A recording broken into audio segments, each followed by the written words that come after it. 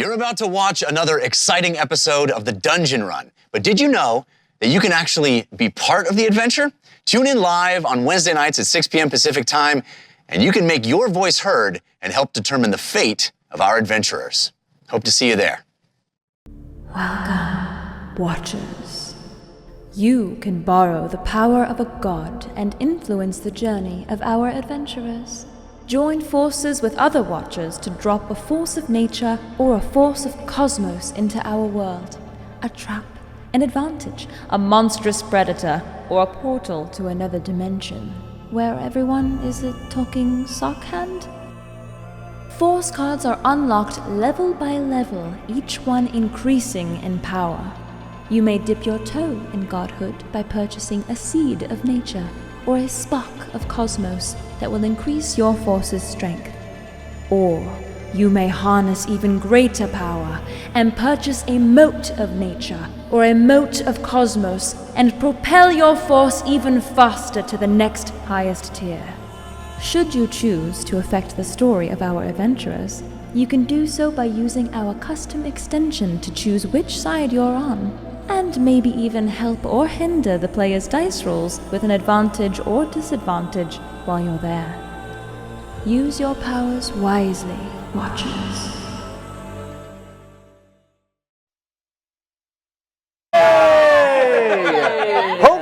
Hopefully you can hear us now. I'm told that you can. So welcome back, everyone. We're live. We're back for episode 13 with a full table tonight. As you can see, we've been up to a lot since we all saw you last. So we're going to talk fast. Jasper is here.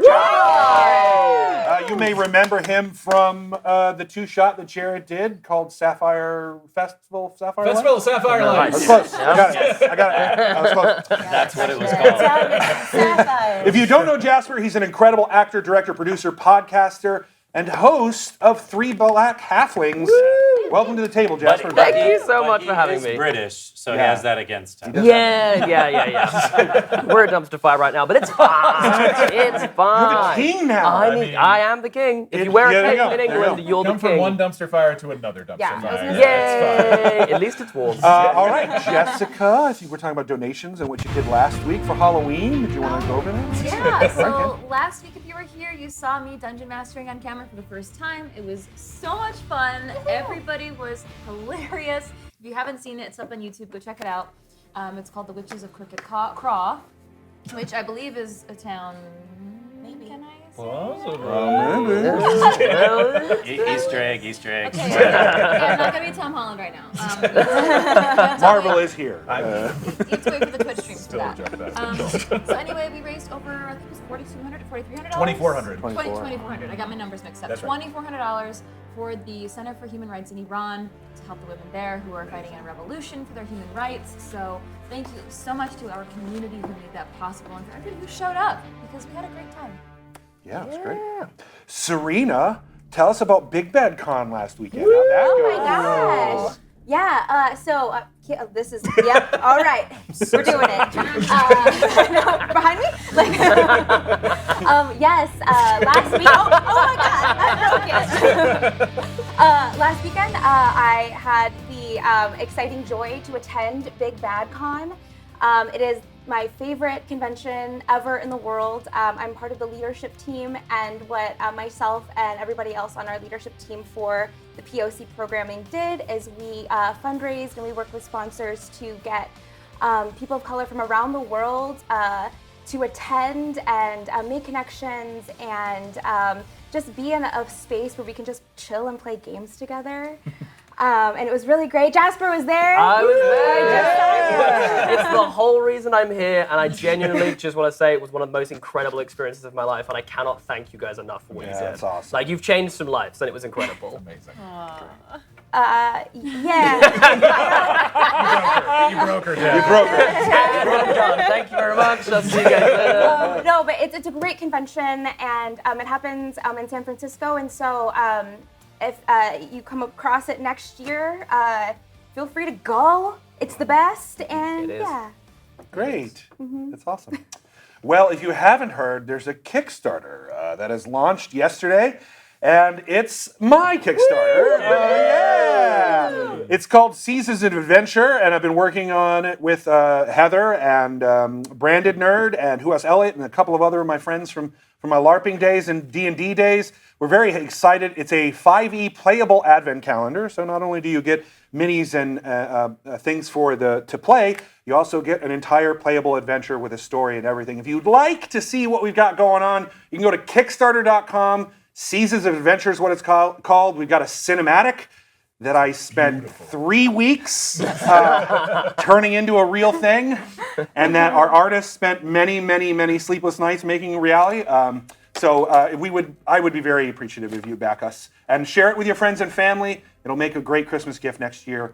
I really hope you back us, and also stick around for the intermission. You might just see a little something special. So, I think that's it, Morgan. 2kings.com. As always, we are here with our friends. Yeah! 2kingsfilms.com. They have their awesome show, Heroic Endeavors, which is a Pathfinder 2e show that you can find on the Paizo network right now, produced by them. It's wonderful fun there. Check that out. I know some people on the Discord were talking about watching it the other day. Die Hard Dice, as always, is our dice sponsor. We love them. They're the best dice in the land. Go to dieharddice.com and take a look at their amazing wares. They have After Dark dice, which glow in the dark. Perfect for spooky season. And you can use our discount code DungeonRun, no space, capital D, capital R, to get yourself a discount on us. We are also wonderfully supported by Patreon.com with our amazing people here, Patreon. Jessica, would you like to jump in and take some of that, or do you want me to keep going? In addition to supporting the show here with interactivity, you can also do so by supporting our Patreon. We have so many lovely Patreon community members who keep the lights on every week, and in return we give you cast secrets where we go into our character backstories and what happened each week, and we have Slayer TPK, a series by Adam. We have behind the scenes information from the Dungeon Masters, so if you're new to D&D or even a seasoned Dungeons and Dragons player, there's a lot of awesome content for you in the Patreon, so you can check that out at patreon.com/thedungeonrun, or you can hit command Patreon in our chat. Thank you. Yeah. Very cool. Hey, Yeah. did you know I didn't. that this is an interactive show? Wait, what's that about, eh? Oh, so what that means is that there's a custom Twitch extension and a Streamlabs link that you can go Ooh. to in the About section of our Twitch page. That's What a weird Yeah. news program. Yeah, That's like seriously cool, eh? it is. It's very cool. It's very cool. And you can buy advantages and disadvantages for the players that you like. Wait a minute, you're saying you can impact the game directly with your own favorite characters? I am saying that. Whoa, eh? Yeah, that's pretty cool. So there's Sparks of Cosmos and Seeds of Nature. And there's motes of cosmos? Yeah. And sprouted potatoes. Yeah, you sound a little bit Irish. I am Potatoes. potatoes, eh? So what that means is this show, and I'm going to get my force cards because I do it every time. This show is directly impacted by you. You get to make suggestions, which we then curate. There's a Force of Nature progress bar and a Force of Cosmos progress bar, which, Ron, where are we at? Yeah, so we've been saying some percentages that were incorrect because we have a little bit of a problem with our little thing here. But instead of 52% the way to level 5, we are actually 5% of the way to level 5. Oh. And instead of 73% of the way to level 5, we are 33% of the way to level 5. Oh, That sounds like it's less, but it's actually way more, I promise. The way that this is calculated, we're having a little bit of a problem with it. We're fixing it. Math is hard. Math is hard, for sure. Sorry about that. Sorry about that, for sure.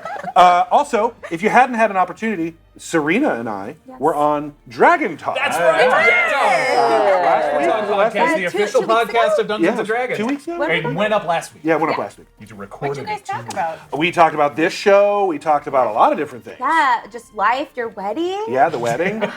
Yeah. Talked a lot about and we talked about all of you at home and how you are now minor gods in this world. So welcome, and that's our interactivity and intro. Yeah. So let's enter the storm. For sure, eh? Let's do it.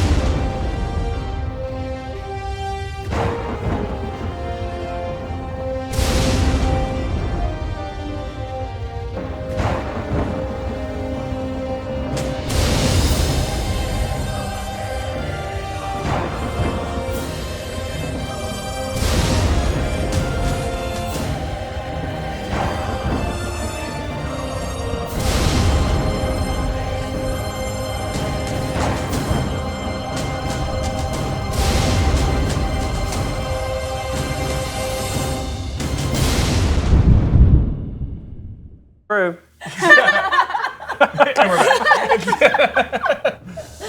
And we're here. Okay. For sure. Just gonna take a sip of my beer there. I'm gonna try to drop this dialect now. We begin with some downtime, some rest, and some relaxation, which is much, much earned by these fearless adventurers. At the end of our last episode, there was an epic battle where a undead big bad evil guy got dropped, and the last thing that happened is he snapped the rib, disappeared after mocking all of you and laughing maniacally. The rib drops to the ground. A letter drops to the ground, which I believe Otto picks up. And there was some interesting interactions between each of you trying to decide what all that combat was about. The tree ants had been felled, the carriage had been brought down, the undead had been wiped away, and there's a hole in the ground with some strange Feywild flowers sprouting up out of them. Yeah, don't forget about that. Nope. Yes, yes, you did. Did I do that? And Purple and KoKo. the final moment of the last episode, I believe, was Val making an insight check on Cristobal. Because I was asking Cristobal how he was. Cristobal gave a very intense, vague sort of answer, but yeah. Right. And Cristobal does have his mask on his face. Yes. The undead creature is gone. Yes. Hunolo, which is the will of Bahatha, the large owl creature that was an amalgamation of animals, exploded, and animals scattered in all directions, which is partially what wiped out the undead spirits that were haunting this wooded area. The Ursaka are still standing there, but off in the distance, you can kind of hear Olivar and the Ramhidi slowly making their way back through the woods to the encampment that you're currently at. Remind me what you rolled on your insight check? I didn't roll it. I think I said said the words and then you said let's pause. Great. Valcorio, you have advantage from the dungeon speedrun. Don't get too worried. I'm gonna be bad, but that's all right. Yeah, it's only a 10. Okay. So I'm a -1. I'm not going to have you roll deception, but if you'd like to tell Valcorio, and he only got a 10, so you don't have to say anything, if there's anything about you that is different or has changed or that would give him a reason to think that what you've said thus far is anything but the truth. I'll leave it up to you, in other words. I mean, and I don't even necessarily think he's lying to me. It's more just like he doesn't seem like himself. Obviously, the mask is there, but it's also just like that the intensity that you showed. Sure. I refer to it as like Terminator. That's how it kind of felt. So you noticed that once I used the mirror to fell the carriage, and that guy came out of the Iron Maiden, right? Yeah. Iron Maiden. I seemed to get a lot. I definitely felt weaker, and I started to stagger, and I was leaning heavier on my cane, which caused me to need a lot of support. Right. So that's what I will say about how he's feeling. Okay, so he looks tired, he looks fatigued, he looks worn down. Right. Okay, going back into, so you get that moment, going back into the scene, the Ursaka are still on high alert. You see Drek and Ursoon and Grenlick are sniffing the air and scouting the tree line, looking to see if there's any more of those undead creatures. But when I say downtime, and this is for all of you at home, normally when we do downtime in game, it's not something that happens on the show. But what I'd like to do for everyone at home is to kind of explain what downtime is, or at least how we're going to do it on this show. It's a reward. It's a reward for the accomplishments that you've made as players and for leveling up and for succeeding in an otherwise very challenging situation that Ron and I put you up against. So the reward is that you get 2 full days of no fights. Nothing trying to kill you. Nothing trying to rip your throat out while you sleep. So There's no relaxing. blinding storms or lightning God. bolts or freezing cold or poison No poison. or soul-sucking Yes. soul-sucking Wasp bees. bees. Yes. You actually get 2 full days of peace. And that means that we're going to go round robin, one player at a time, get to decide what your character would do with that time. So unless there's anybody that wants to do something immediately in this moment, we're going to go right into that downtime. I mean, I think, like, no, you were out of the hole. You spent most of the fight in the hole, under the ground, but you were out of it by the end because you were holding the skull up to Nagrok. Just hanging out Right. in a hole. Before we continue, we've got a couple of motes, seeds, and sparks. So nice. we've got a mote of nature from Breba, and one from Angel Devilson as well. Thank you. We've got 2 seeds of nature and a sea spark of Cosmos from Tapartos. Thank you. Say that 10 times fast. And we've got 2 sparks of Cosmos, one from Unknown Axiom and one from the Cosmic Lord. Thank you. Thank you. That puts us at 47% of the way for Force of Nature. Hey, since I talked to you about it being broken, it's fixed. So now I know the real percentages. So we are 47% of the way to level 5 Force of Nature, and we are 5% away to level 5 Cosmos. Got it. Yeah, and the level 5 cards are bonkers. Anywho, you got another one. Excited. We did. We got another Seed of Nature from Artemis Dixon. Thank you, Artemis. Thank you. Thomas Dixon. So, there's something you wanted to say, or are we going into downtime? I mean, I think that Val was shaken by this thing, this evil guy showing up, knowing things about us, and calling us the Stormborn. And so I don't know if he knows quite what to do with that yet. But Well, you'll have 2 full days to do whatever you want. The carriage, remind me, the carriage exists still. The souls disappeared. Yeah, the carriage did break apart, Yeah. and the Iron Maiden broke open, Yeah. and there was Oh, dead yeah. sparrows that Remember all spilled that, out all for across sure. the ground. Not forgetting So that it's anytime not soon. intact, Right. but it is physically still there. Isn't it like He disappeared though. Okay. I mean, then one of the things might be to like investigate the carriage and look all around. But yeah. Okay. Yeah. Ron, do you want to handle Yeah, that? absolutely, of course. So as you investigate the carriage, give me an investigation check. Sure. You have advantage from Gateway Guy. Thank you, Gateway Guy. Whoever's investigating, let me know. Is it just him? I got an or- 18. 18? I want to invest. All right. Yeah. KoKo, you're a straight roll as far as I'm concerned. It's under skills. Sorry, wrong place. Can we also take a moment to appreciate her wig?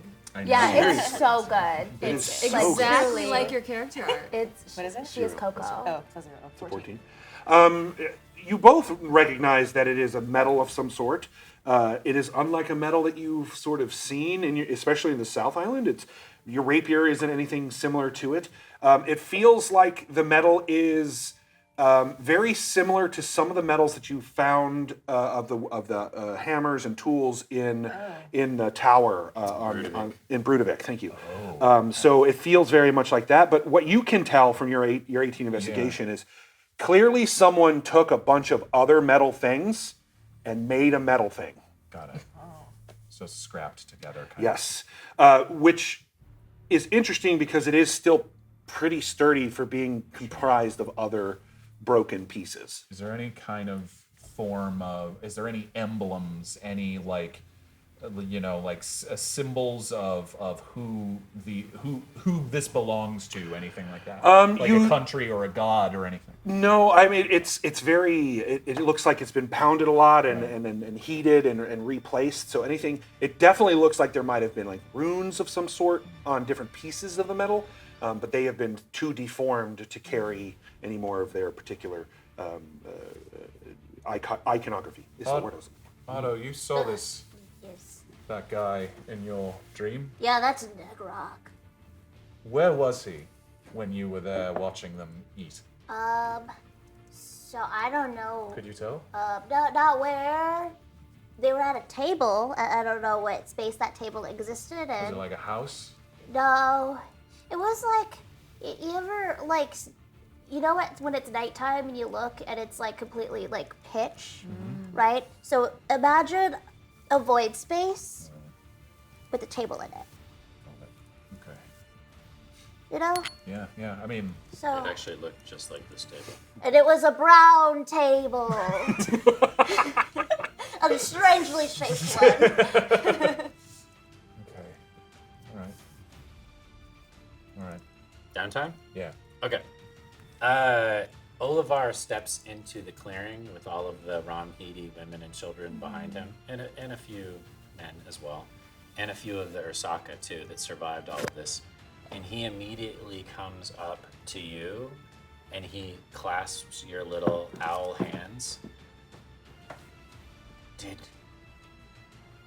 Hunolo give itself to you? I saw the birds, I saw the elk, I saw the rabbit, the squirrel, I saw each of the animal spirits scattered into the wind. Is that what happened? Yes, I think so. I called for Hunolo.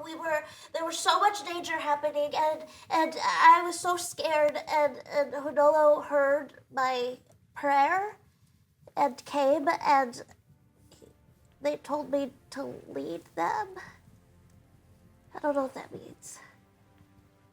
That means that the will of Bahatha is with you. Oh. And when he says that, all of the Ramhidi behind him immediately bow their head, and you can hear a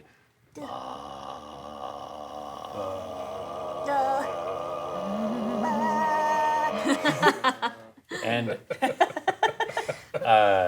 Olivar reaches out, and if you allow him to, he will place his withered but strong Ramhidi hand on your shoulder. And when he looks into your eyes, you feel a reverence, almost like you yourself are a piece of everything that he has ever worshipped and everything that he has spent his entire life dedicated to. He's now staring at you as if you are a piece of his God. And when he bows down before you, which is not easy for him to do, he gets down on both knees and looks up at you. It's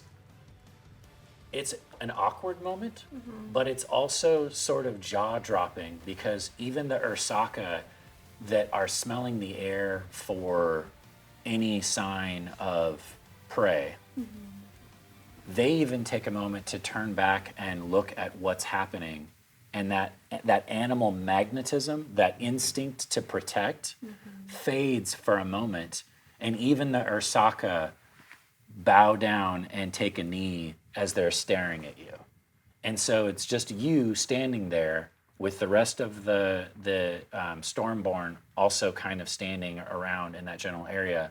But it's clear that the Ramhidi and the Ursaka are staring at you with a whole new level of reverence. Freda among them. Freda also seems to be sort of on both of her knees as well, with her hands raised. With her, and when Bahatha and the Ramhidi start, you can see her eyes close and her head sort of rolls back, and you can tell that she is also in a similar feeling. The swampland that you're standing around is not producing any form of plant life, but when they begin to pray, the flowers that had come up out of the hole, the Feywild flowers, they turn towards the Ramhidi, and you can see roots and vines start to grow up out of the ground towards them ever so slowly. Just like you would see in a time-lapse video of a flower following sunlight through the sky throughout the day. Otto, this is an overwhelming sight. I think what Otto does, he, because his talons are touching the ground. Yeah.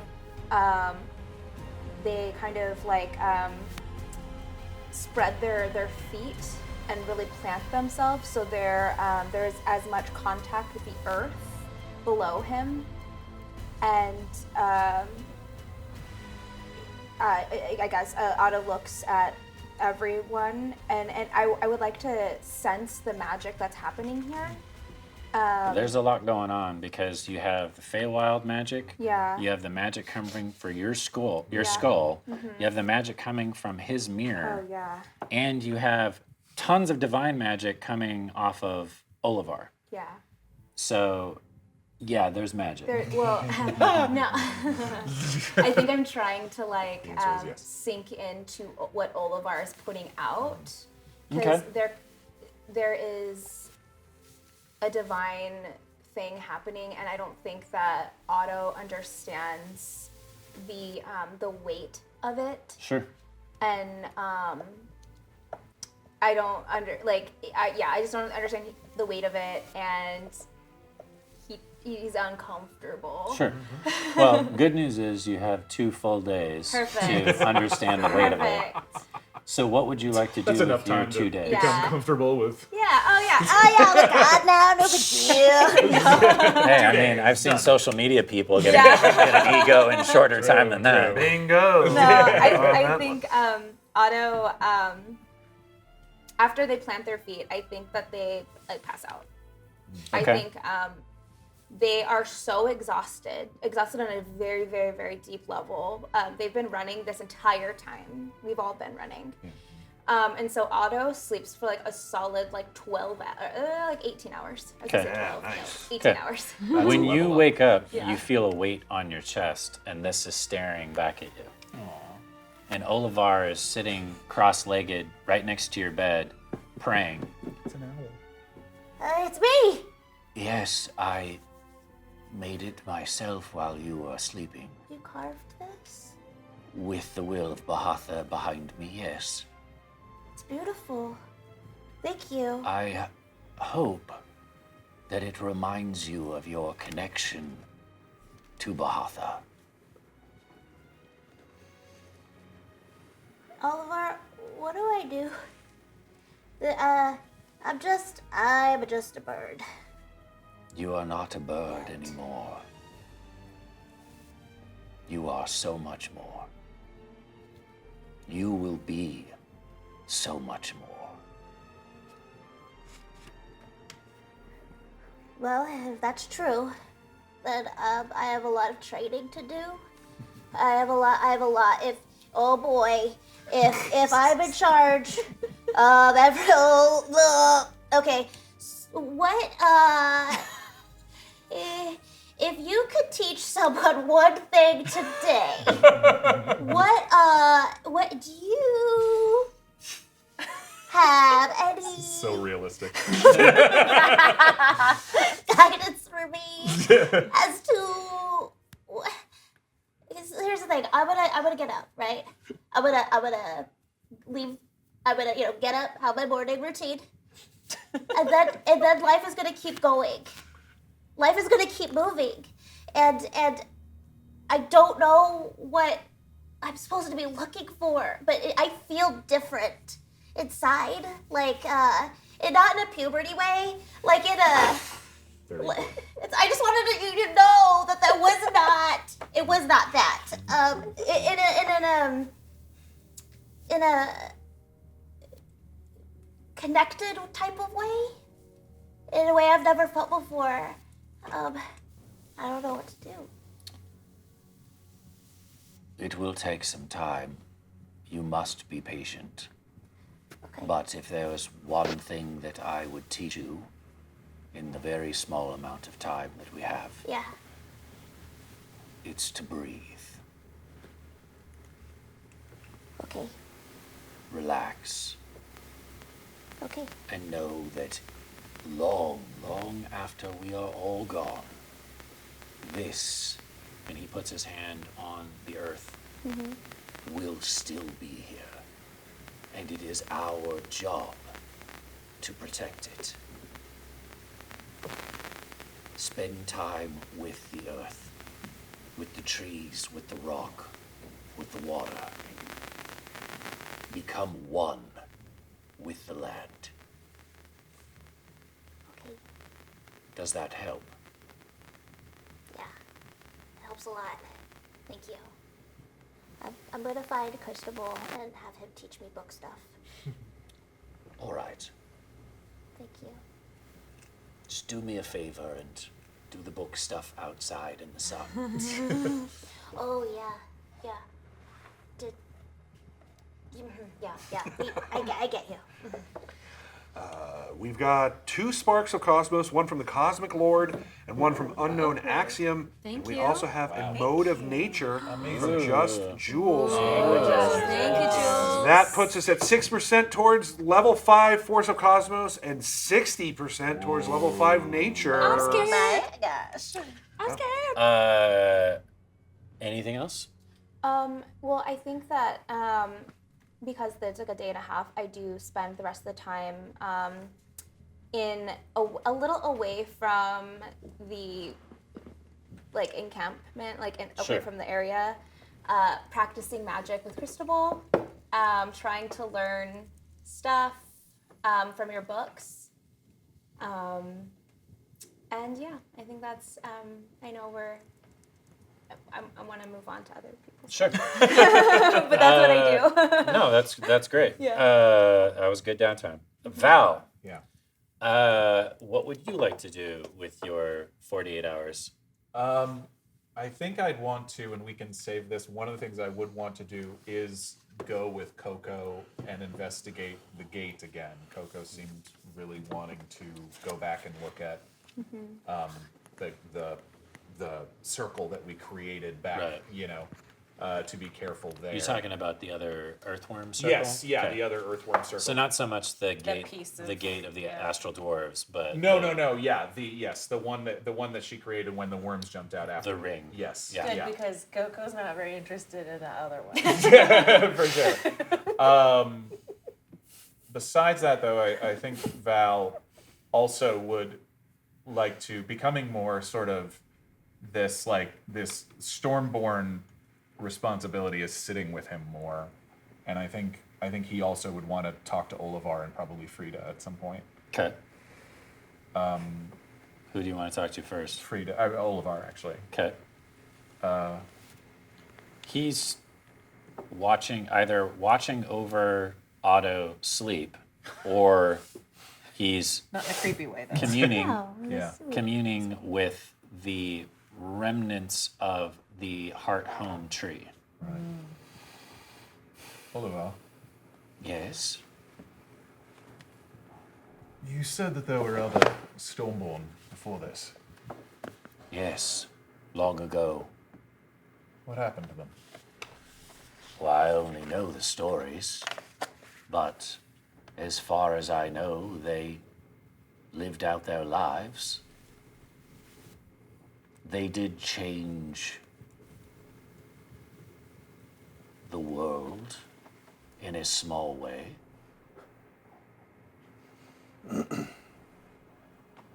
So, none of them are around still, though. Probably not. No, I don't think so. It's kind of like a story passed from generation to generation. It's not written in any book.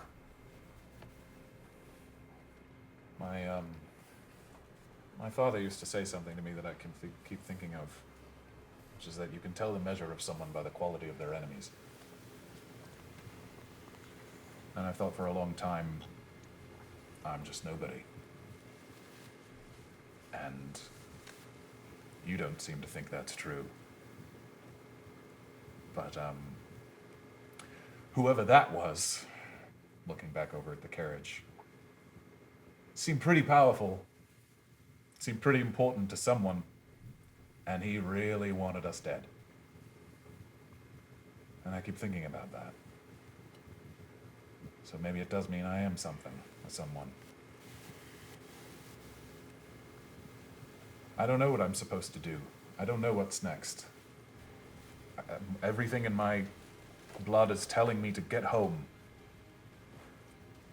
But I think if this is truly as important as you say it is, and as old Skelly boy over there seemed to think it is, maybe there's something to what Cristobal said about us being able to do some good. For everywhere, for everyone.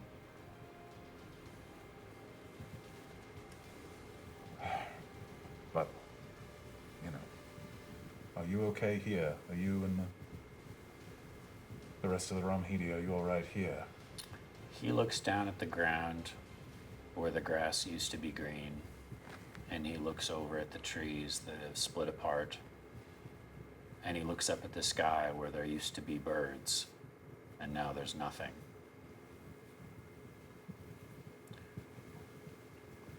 It will take some time.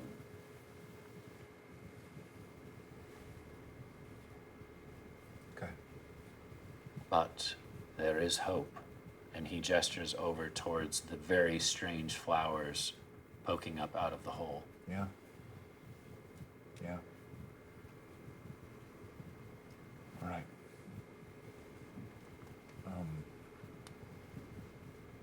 I don't think I'm going to be much help to you. But I do think you are far too hard on yourself. You don't know me very well. I'm just about the right amount of hard on myself. I've done some, not the best. It's okay. Thank you. And not far off from the same tree that is now destroyed, or in the state that it's in, Freda is nearby, also sort of tending to, investigating around, like sort of trying to understand what's really going on. You can see her casting numerous rituals and really just sitting with the dirt. And the general mood that you feel from her is one of somberness and of sadness, of this deep-seated sadness. You can tell that for a little bit she's been sort of overhearing the conversation that you had with Olivar, and as you move away from Olivar, she comes up to you, and she says, I was wondering if I could have a word with you, Valcorio. Sure. In my worry and strife, I may have said something to you that was unfair. And having witnessed firsthand what you are capable of and what you have done here, I must tell you that I was wrong. I overheard you talking with Olivar. And if it is any consolation, I believe that you are not the Dragonborn I took you for, and that you are much more than that. And I hope that you continue to find that in yourself as you move forward.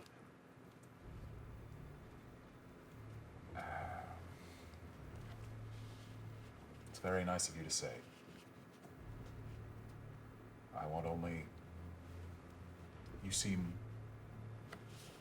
very wise, very dedicated, obviously, to your family. I certainly...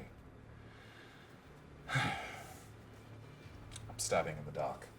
Well, as Stormborn, you are part of our family now. You are welcome here anytime.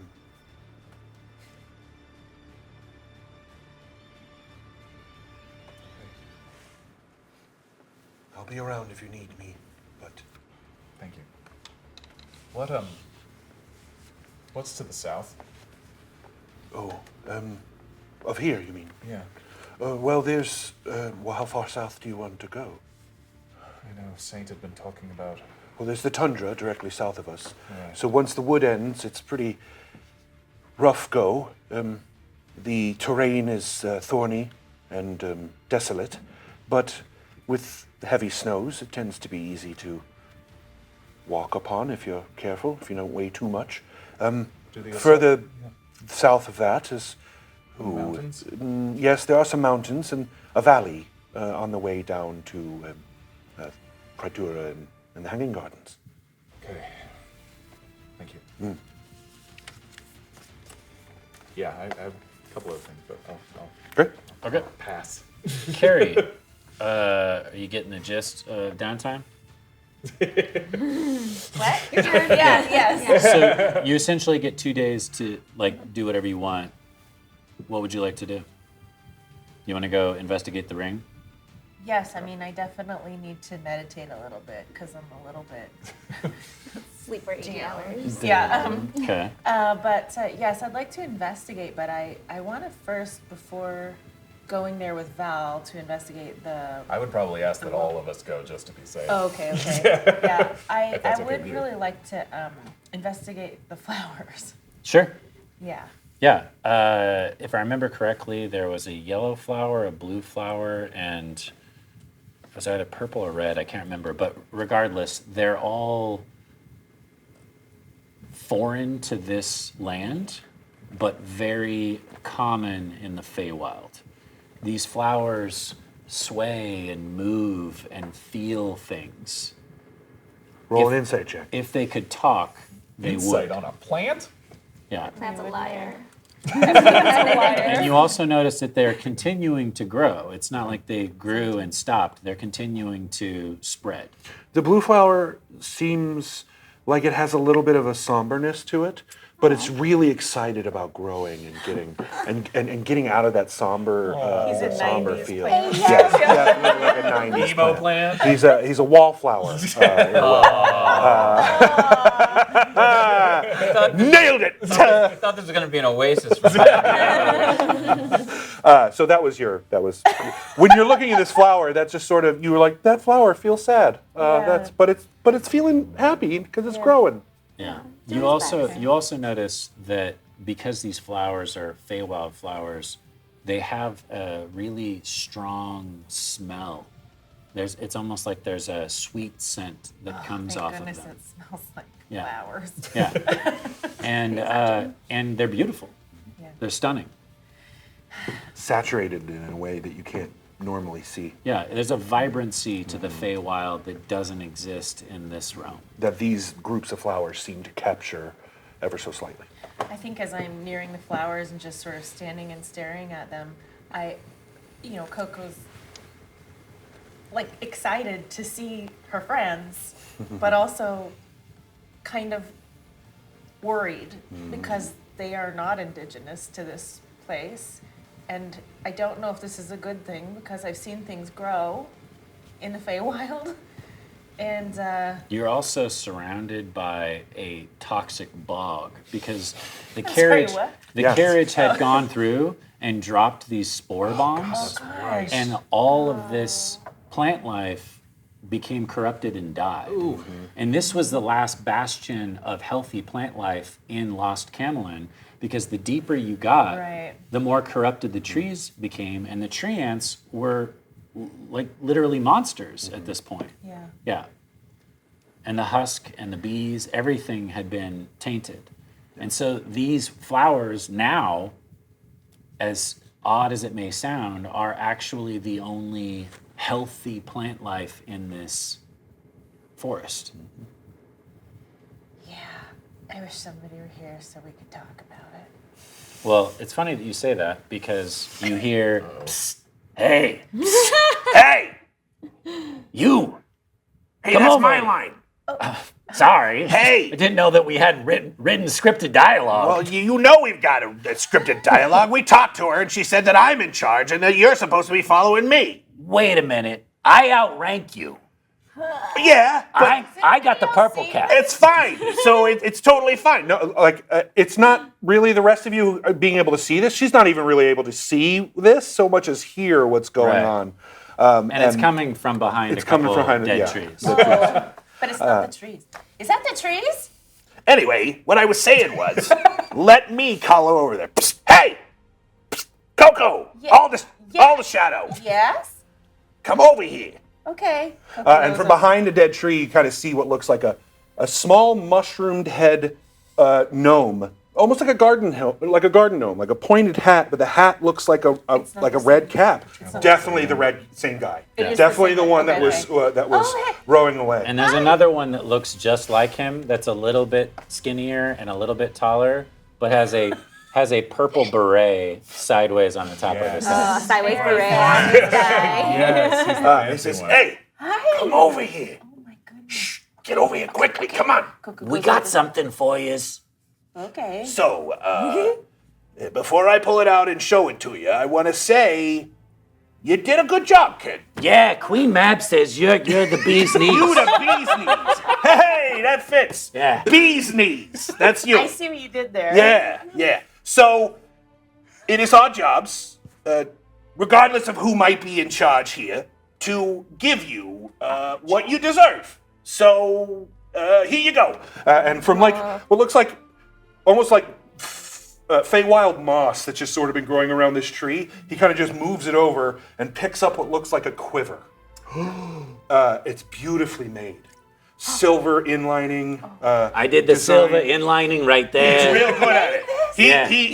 He sewed it, and I gave it magic. And so when you put arrows in it, and you click your heels twice, it changes the type of arrow it is. Yeah. So if you want, if for whatever reason you're fighting a clay monster for some reason, you might be able to get a bludgeoning arrow out of it. Right. Or if you wanted to, cut down something, you can use a slashing arrow.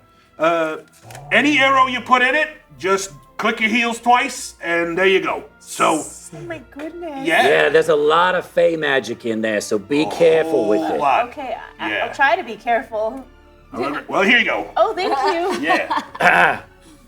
Also, Oh, also. yeah, keep doing your job, Yeah. or we'll break your knees. Yeah. Either keep doing your job, or we'll break your bee's knees. Yeah. Oh, Got it? okay. Yeah, you seem to be fine with doing the job, so Yes. yeah. And the job is to plant the worms. Yeah. Yeah, that's what she said. You got it, kid. You're smart, you are. Okay. All right, well, we'll see you later. You can go now. Oh. Okay. Yeah. HBO Max, please greenlight Feywild Sopranos. Yeah. We need this show right now. I gotta be honest. I like that one. I do too. She's got a killer in it that you just sense, you know? Yeah, but the only thing I'm a little bit worried about, just between you and me. Just between you and me so no one else can hear it. Right. What if she replaces us? I mean, she's ahead of us now. She's done more things for Queen Mab than we ever She's not would. wearing a colored cap like we are. That's true. We're a lot cuter than Yeah, she we are. is. I mean, she's cute I can hear you. in an interesting way. Wow. And then they just... and they're gone. Wow. Yeah, Wow. they wiggle their nose, wiggle their butt, and then poof, they're gone. Do we have Wow. names for these guys yet? No. No. We do. Yeah, we give them We'll have names. to give them when you hear them, I guess, huh? Okay. Wow, that was cool. And now what? I mean, that's anything else you want to do with your No, Do time? we want to go see the other? Yeah, but are we gonna wait? Are we gonna get everybody? Sure, yeah, or whichever. Yeah, let's wait for Jasper to Yeah, come yeah. in, and then you guys can all Uh-huh. go. Cristobal. So Cristobal is going to lean heavily on his cane, and he's going to walk towards. He's going to go to the busted carriage. He's going to look for a very small piece of metal that might have come off that carriage. Sure. Yeah.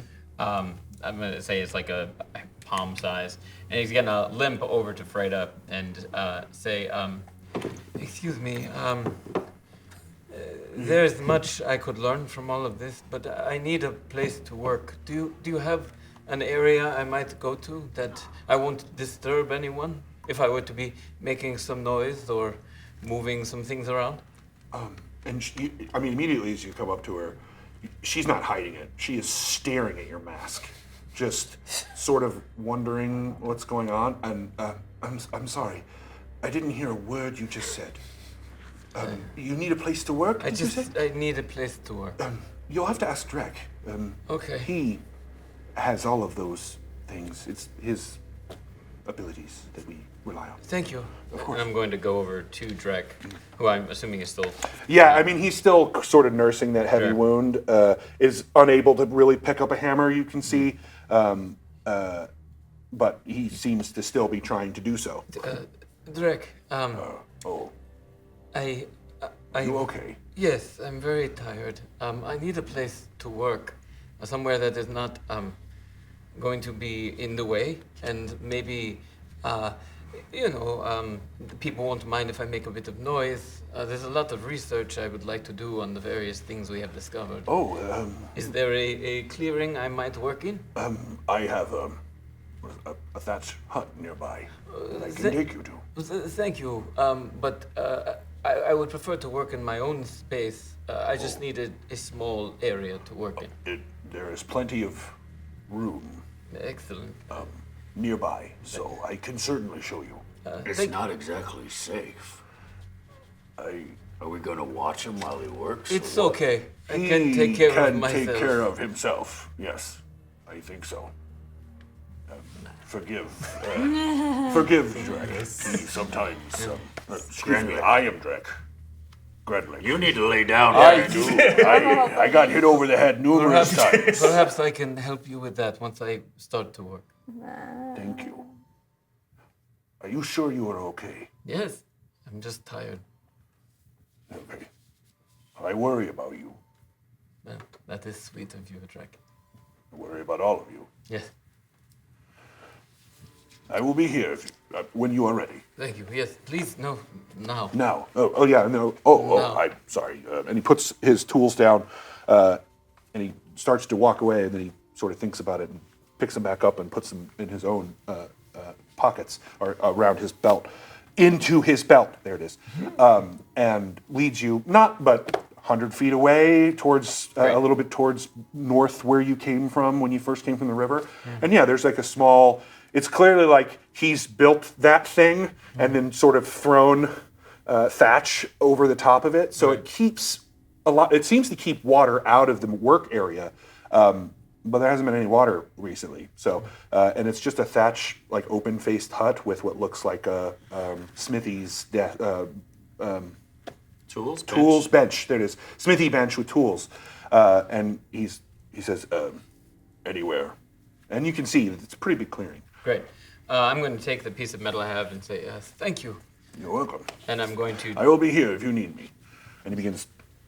Great. So I'm going to move about 50 feet away from him and take out the mirror, which see if it's still vibrating with the energy from. Oh yeah. Yeah, and I'm going to take the metal in one hand and the mirror in the other, and start slowly massaging the metal as I look into the mirror, and I'm envisioning the city of Lumbra, and the city of glass. Yes, of glass. And as I do this, very slowly I put the mirror down on the ground, and these very small spiders metal spiders start to crawl out of the mirror. And they are metallic and animatronic. And very slowly at first, they start to take pieces of the surrounding ground and rocks and trees and start assembling them into a structure. And as I look deeper into the mirror, more and more of these spiders come out, and more the speed increases drastically. And by the end of it is a 2-story tall structure has been created, made just of the surrounding detritus and so it's mainly rock. It's mainly rock. It is not pretty at all. It is very rough, but built a house. Cristobal looks up at it and takes him about 10 minutes to do. This will do. And I'll go inside. The door swings open, and as it swings open, out steps a tall, skinny, 7-foot tall bronze statue with a completely blank face. What? As if there was a mask there at one point and is now gone. Spooky C3. And when she's standing there, she looks around and then looks at you. Oh, it's you. Yes, it is good to see you. Welcome home. Thank you. I would probably be having some guests. Could you put out some extra towels and bed? Yes. Thank you. What's going on? I would like to Cristobal! Cristobal, are you okay? What has happened? Are you like magical Magneto? I am fine, Greg. Thank you. What is that? It is a place where I can work? No, that. And he points to the no-faced, blonde, bronzed, 7-foot-tall humanoid. Yes, it is a servant of Lumbra. Hello. How are you? I am decidedly confused. Right They now. are builders too, right? Yes. We like progress. Could you make more? Yes, I have to work, but eventually I could, sure.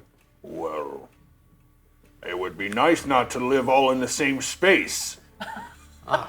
So, if you could make I don't know, just 2 of them would be better. Well, if you look injured, why don't you come inside and rest a bit? Sounds good to me.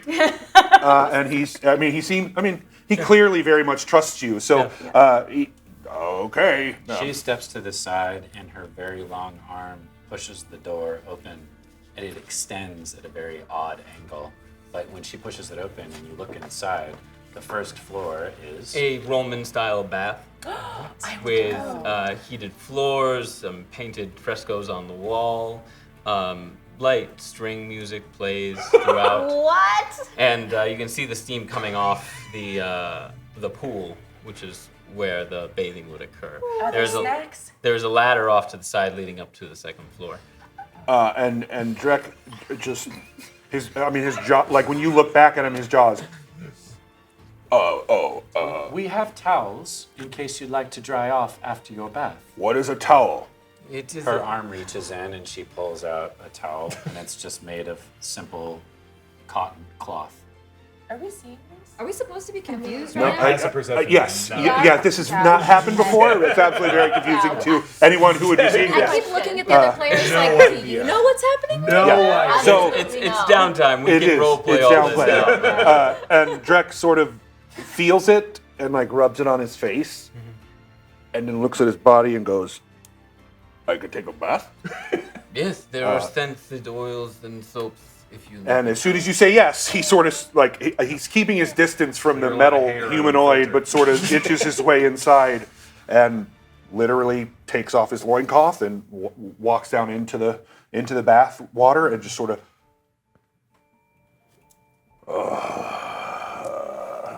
And sinks below the water. And I will go to Freda and Olivar and any of my compatriots who are still around who are looking for a place to sleep, for instance, or to bathe. And I will say, I have created an area where we might find some respite. If you would like, I can show you. And I lead you over to the tower that I've constructed. And much like I described on the first floor, there is a Roman-style bath. And if you go up the stairs, there are a series of beds laid out bunk bed style against the wall that you can all fit in and sleep.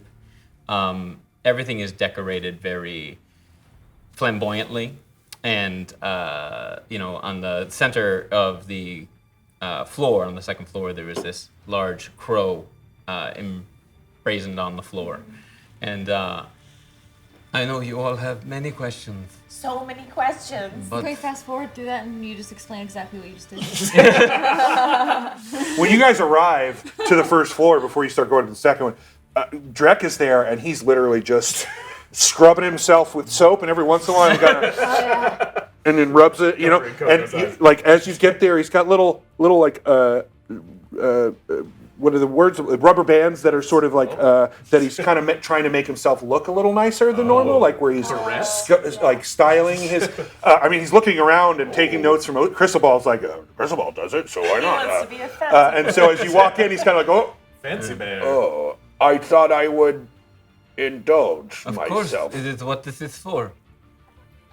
And whenever a question is asked to Cristobal about the structure and about what's going on, he goes back to Lumbra. He says, Lumbra has taught me how to do amazing things and continues to teach me.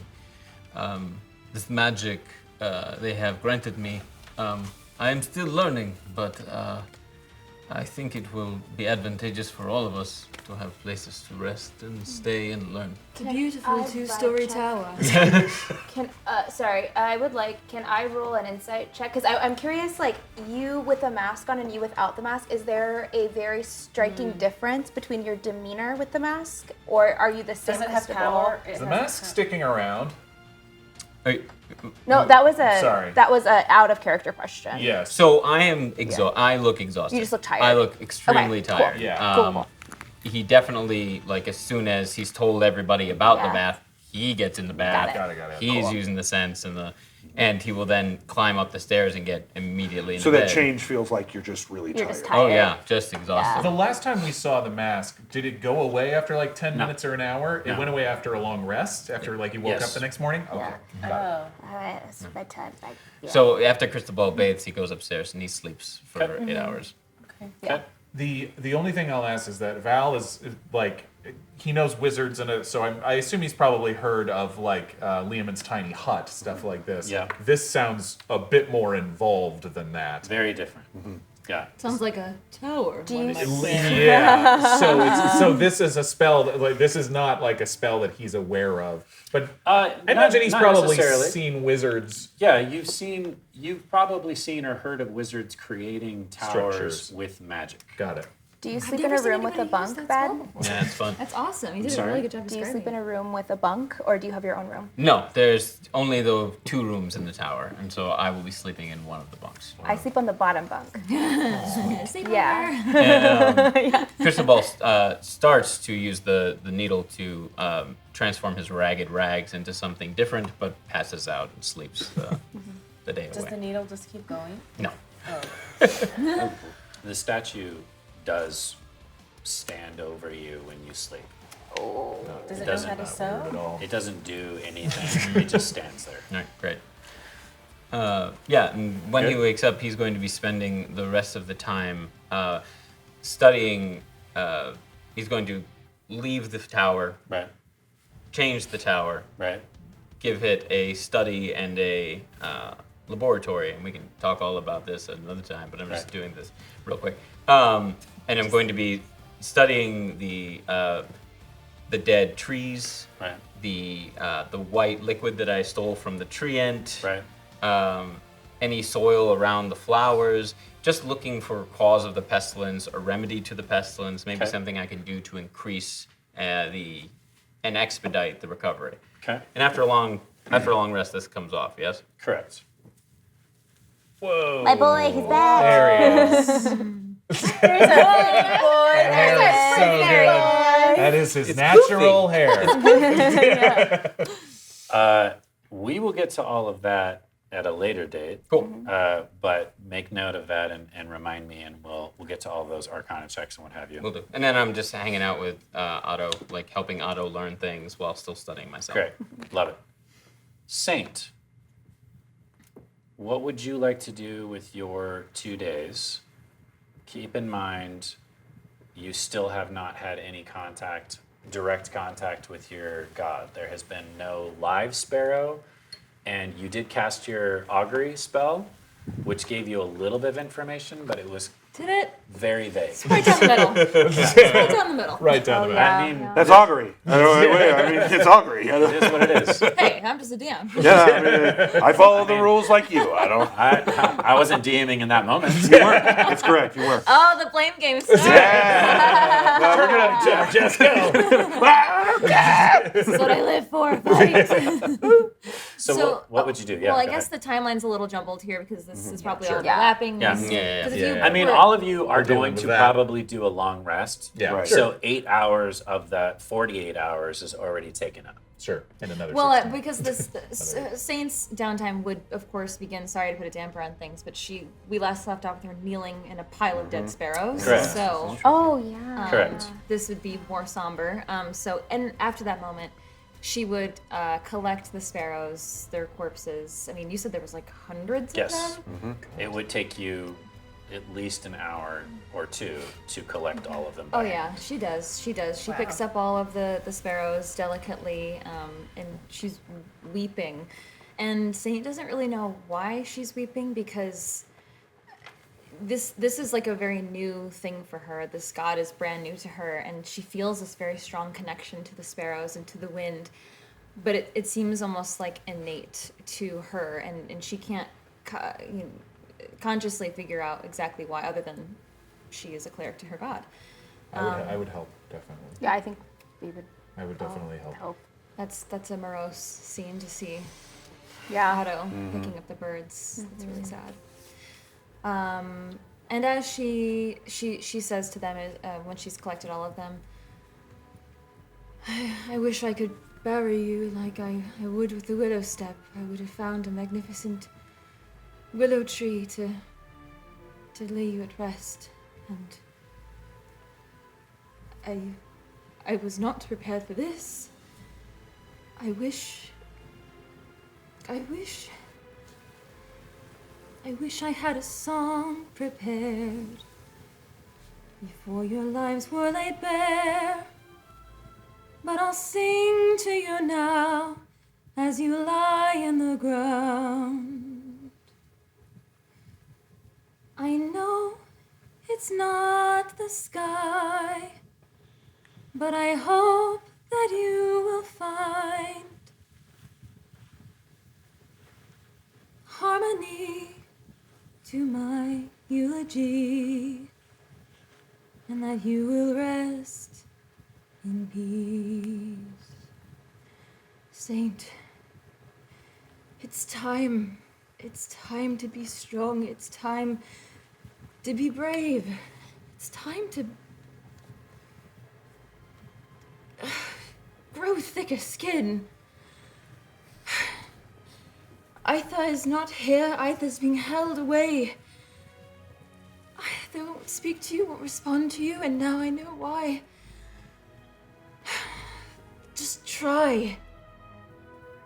Try to harness the power of the wind. And she begins to pray, and as she does, the spirits of the sparrows rise up around Saint's kneeling figure and begin to flit around her, and she casts Spirit Shroud. And these ghostly sparrows will aid her in her fight the next time she wants to cast this spell. And everyone will remember how hundreds of sparrows were murdered this day, every time Saint fights.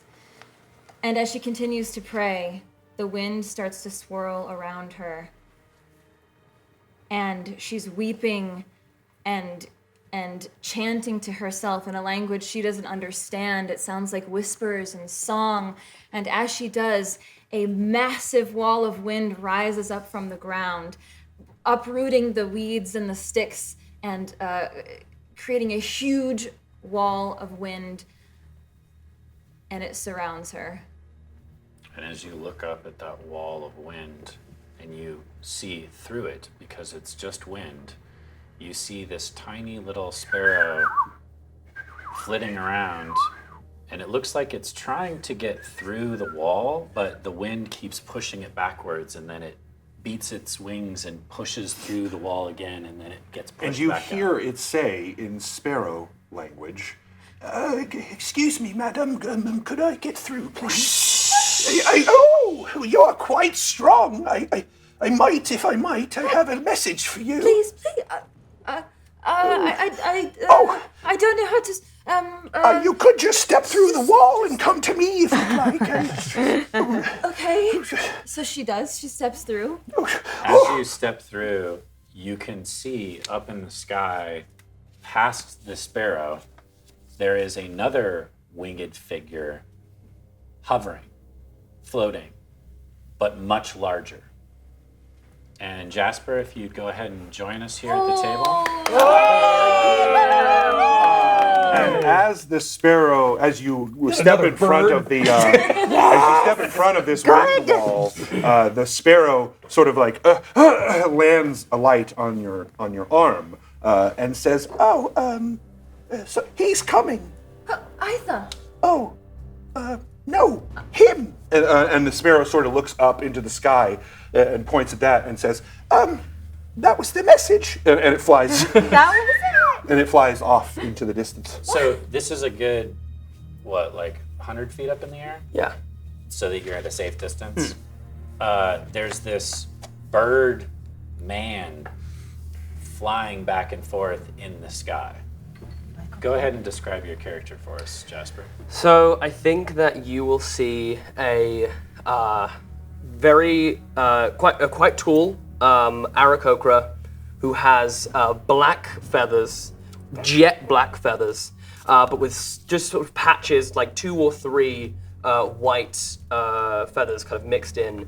And then over his head is adorned a sort of almost like a collection of chains. Almost looks like a little bit like a harness, but in the detailing of the chains, there is these little like jewels and diamonds. So it feels somewhat regal, but still practical. I think that he as he's kind of flying backwards and forwards, like the head is like affixed in your direction. Just like no matter where he kind of glides, he's just staring at you. Before we continue, we have a seed of nature from Sid. Thank you, Ooh. Sid. Hello? Are you a messenger from Aether? Not exactly, no. Are you done with all of that, wind and scary dead sparrows and... I'll come closer is what I'm saying, but I just want to make sure I'm not going to get caught up in whatever that was. It was cool, don't get me wrong, it was really great, but... Yes, I of course, I will pull it down. Welcome. Thank you. Separates the wood wall.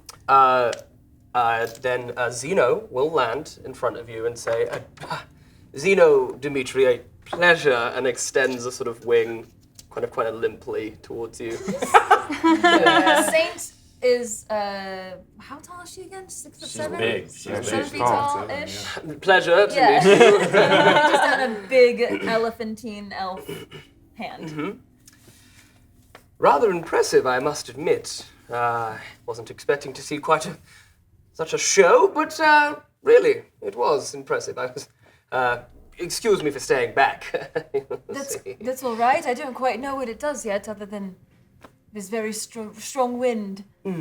Yes. I'm Saint, and I'm here with my friends. They're about the grounds here. Yes. Are you in need of water, of food, of healing? No, I'm pretty good, actually. Thank you for the offer, though. Most kind. I actually came looking for you all, actually, I guess. I have something of a missive for you, and, well, perhaps this isn't the... By the way, it's just the 2 of you. Yeah. Okay. They've all gone on to do their downtime stuff, Yeah, so yeah. I was just going to give you guys some time here to do this. Great, Yeah. okay. But you did see where they went. Yeah. Mhm. Yeah. Perfect. I have a message from my people, and I was sent specifically to find you all by someone who you may know. Who is it? I go by the name of Ursula. Oh, yes. Does that Yes, ring a bell? of course, Ursula, yes. Good. One of my very first friends after the storm. Is she alive? Is she okay? Yes, very, very good. Is she still glowing? Oh, yes, it's rather gorgeous to look at. Mesmeric, but and you see that, like, occasionally he'll, like, catch something, like, shiny or sparkly and just sort of... When your eye kind of flitters in the distance, because I'm assuming you still are alone and having this conversation, you'll see Otto walking, and they have a skull on their head, and they Totally are normal. totally normal. Like, what did you walk into? And just like kind of murmuring something under their breath, but they are like you're talking about shiny. You would see that this is glowing. And you can see that the eyes in the distance are glowing. There's one of them that's green, and that one seems to be glowing ever so brighter than the one that seems to be purple. These change color. That is rather strange. That Owlin. Oh, yes, Otto. Otto. Yes, he is, well, we're all a bit strange, I think, and you are as well. Oh, right. Will? As the sentient. Yes, you see, I come from Etos Peak. Etos Peak. Yes, and we are going through some troubling times. You see, the earth seems to be boiling. The rivers are littered with the bodies of dead fish. What? Oh, Sorry, you're new. I am, yes. You must be You Otto. recognize him immediately as the Aarakocra that live at the top of Atos Peak. Is that the in the middle of the map? Yeah. The volcanic No, area? that's Flaming Oslog. Oh, where's the... Atos is southeast of there. Yes. Got a map. So if you go past Minos Valley, past the Hanging Gardens, past the geyser, then you see Atos Peak. It's the tallest peak south of Flaming Oslog. It's just south of the Hanging Gardens. You've seen Yeah. it numerous times from that Oh, location in okay. the distance. Minos Valley. Yeah. Wow, hi, hello. Can I call you cousin? I'm Otto. Can you call me cousin? Yeah, because we're kind of, you can fly. That's so cool. Yes, we can both fly. That's cool. Yes. I can't fly. You can't fly? No. The Stormborn can't even fly. Sorry, I just forgot myself for a second there. What I was saying is the land is burning and everything is very bad, and Ursula said that there was some Stormborn who may be able to aid us. And are you just a messenger then, or are you here to help? Like a new member of our party. Yes. Coco comes up. Why not? Did I hear Ursula's name? Ah, everyone's coming. Good. Valcorio, Cristobal, Yeah, what is we it? have a visitor come see. I'm thinking about taking a bath. You do that later. Somebody say a bath. That would be. I have been flying for many days. Wait a second. That voice. You have culture. Oh my goodness. I am Cristobal de la Cruz. A pleasure. Yes, and I bowed head to hand. You are fascinating. Please come to my tower. There's so much we have to discuss. And he's just grabbing your wing and just leading you this way and just So willing. I'm like, oh, finally, treated as we should be. You just Culture in the see, forest. you see three very tough-looking, very scraggly, some of them still with matted blood, Ursaka bear people just staring at you as you walk across in front of their village. And then there's some Ramhidi, the ram-headed people, standing back behind them. And one of the older ones just puts a hand on the shoulder of the Ursaka that's staring at you and kind of unclenching and clenching his claws. And that particular Osaka is like a 7.5 foot tall polar bear. And strapped to his back looks like a very large great axe. And you can kind of see his arm sort of slowly go down right as this Ramhidi puts his hand on the shoulder, and you see him kind of relax. And they're not aggressive, but they look very protective of this area and this place and these people.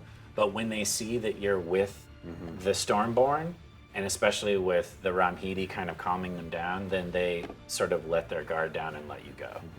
I'm just establishing that as you're an outsider. There definitely feels like a territory kind of Yeah. feel to it. Yeah. Tensions are high here, are they not? Don't worry, we'll make sure that you get a bath before they get all their blood in it. Yeah, Yes. this battle blood happened. You also see a strange hole with Feywild flowers coming up out of it, a carriage that's been completely busted apart. I'm probably pretty picked apart at this point. Yes, Yeah. and lots and lots and lots of dead trees and dead plants. This area looks like it's been bombed with some kind of pesticide. It's that dead. Yes. But when you get to the clearing and you see the shack and you see this 2-story stone structure and this 7-foot tall bronze statue standing out front, for some reason that brings some form of peace to you. Yes, of course it does. Yes, Because there's a bat. I think Zeno will sort of, as we were passing through the sort of desolated area, I have traveled quite far, and I must say it's unsettling how much of this I have seen on my travels. It's not that dissimilar to some of the areas that we have, that I come from, and why I've sought you out. Sorry, no. That's okay. We have plenty of time. You can speak, please. It's your words. Have you seen other flowers like those ones? I've seen lots of flowers, like these ones specifically. Yeah. DMs? No. Oh. These look alien. You said that you've seen every. You said that you saw some of the same. I just wondered. No. Of course, yes. It's good, Yeah. yes, it's good to clarify. But no, I haven't seen anything like that before. Cool. Are your siblings in the sky okay? Yes, we're fine. I'm less slightly concerned about the owlin under the peak. It's No, but you live in the mountains. You live where it's high. Yes. And you guard the ones who live below, as it's foretold in the great scripture of Uncle Jem Jem. Wow. Okay. I'm glad that you know your history. Yes. No, but Wait, this is just an Otto thing, right? I'm not saying a darn thing. You listen to no them. idea what they're talking about, so continue. There definitely seems to be a connection between the Aarakocra and the owl. Oh, so he does know. And so Otto he's saying- identified. He said owlin and identified it it as immediately. Yeah. Okay. Please, we can discuss all of this in the bath. we Please, can all come. take a bath together. Yes, that is how you take a bath. That is Oh. no, Okay. that Sounds lovely. is, yeah. That's it's just it's a bathhouse. Have you It's never a been to a bathhouse. bathhouse? I mean, we have like an underground cave. Well, everything's underground where I'm from. I think extremely confident, Zeno strides in, whips his top off. Somehow this bird has the most chiseled six-pack you've ever seen. He's so ripped. Like through the feathers, yeah, like yeah, the yeah. feathers. Wow. The feathers are like curling round the six-pack. Seems a shame to cover it up with feathers. Just fully reclines in the bath. And as you do so, there's a Ursaka, a brown bear Ursaka, kind of comes out of the water. fully does the Grandpa Simpson and just do up but up. Sorry, I did not mean to scare you. That is okay. I saw some of your kin earlier, and they seemed less happy to see me. So, your opinion of me right now, what is it? You look very interesting, and I've never seen you before. You didn't say tasty, so I'll take it. Okay. Oh, no, I don't eat your kind. Drek wouldn't eat you. Oh, no, I would eat him if I was starving. I think you would eat anybody if they were starving. Correct. I mean, Yeah, it's not really an insult on you. Including, I mean, You didn't notice the washboard herbs. oh, I noticed them. They look like mine. She looks. Definitely washboard ass. You never noticed before? And he looks at you and he sees the very well made item on your face and he goes, Oh, that is very pretty. Thank you. Well made. Yes, indeed. A symbol of my station, I guess you could say. What is Well, your station must be high. I am Because a it's so sparkly. royal messenger. I think Val, like, as this conversation happens, Val will pull Otto aside. What Yes. is going on? Oh yeah, so that's an Aarakocra. Yeah, okay. Yeah, so they are, for this, what I was told, they're guardians. Okay. You know, and they are always in the sky, doing sky stuff. So you're in the ground and they're in the sky? Yes. Same area? Yeah, oh, kind of close. Wow, okay. Yeah. All right. And so sometimes the great Aarakocra will leave offerings to us, Wow. and we in return will leave offerings to them. Okay. And they're really chill. I lean across to you and go, just to clarify, we never leave them offerings. Please. Okay.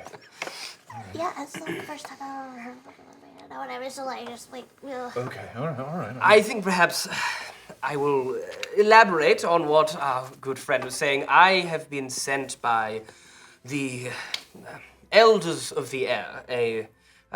We are a collection of people with a vested interest in making sure that everything within Etter's Peak and its surrounding area remains as it should be. And that's to the south, beyond Hanging Gardens, which is where your people, your elephant people are from, right? Yes. Okay. I'm sorry, keep going. And we have concerns, particularly for our Owlin friends below the peak, that they are in grave danger. Wait, we're in danger? Yes, you Oh, are in danger. I thought you were in danger. No, You're no, no, asking no, us no, for we're help. fine. We're 100. We're Really? 'Cause you're in so the okay. sky. We really have Yeah. everything together. Okay, It's you so who are it's I'm in danger. Yes, Oh, your people are in okay. danger. Yes. Oh gosh. Yes. The The earth is boiling and you're in the earth. You see? the how- earth itself is boiling? I thought guess it that's was- more of a metaphorical. Yes, fine. That was me not being clear. That's on me, not on you.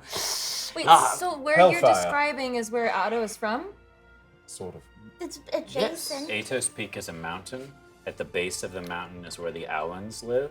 At the top of the peak is where the Aarakocra They are the uppers, we are the unders. Correct. Okay. Upstairs, downstairs. Yeah, It's a neighborhood More or area. less. It's Okay. It is not an adversarial relationship. Right. No. Yes. No, I just want to make that clear. Getting Yeah. that. They don't fight. Super chill. Getting that. Super good. Well, I think if I was looking for a sign from my god, this would be it. What better mission than to save the winged folk? I don't think we did. You talk about burning earth that's boiling, hellfire, black fire, Yeah. anything like that. Have you seen that? Yes, I saw something not but a week ago. What did it look like? Was What it a a- man? Yes. Man. Was it a Otto gets really we're in the water, we're in the pool, right?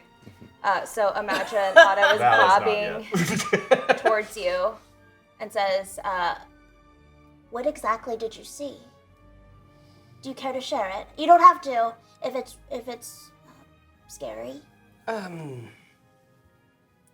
It was a man. A figure? Yes, lots of fire and. The giant?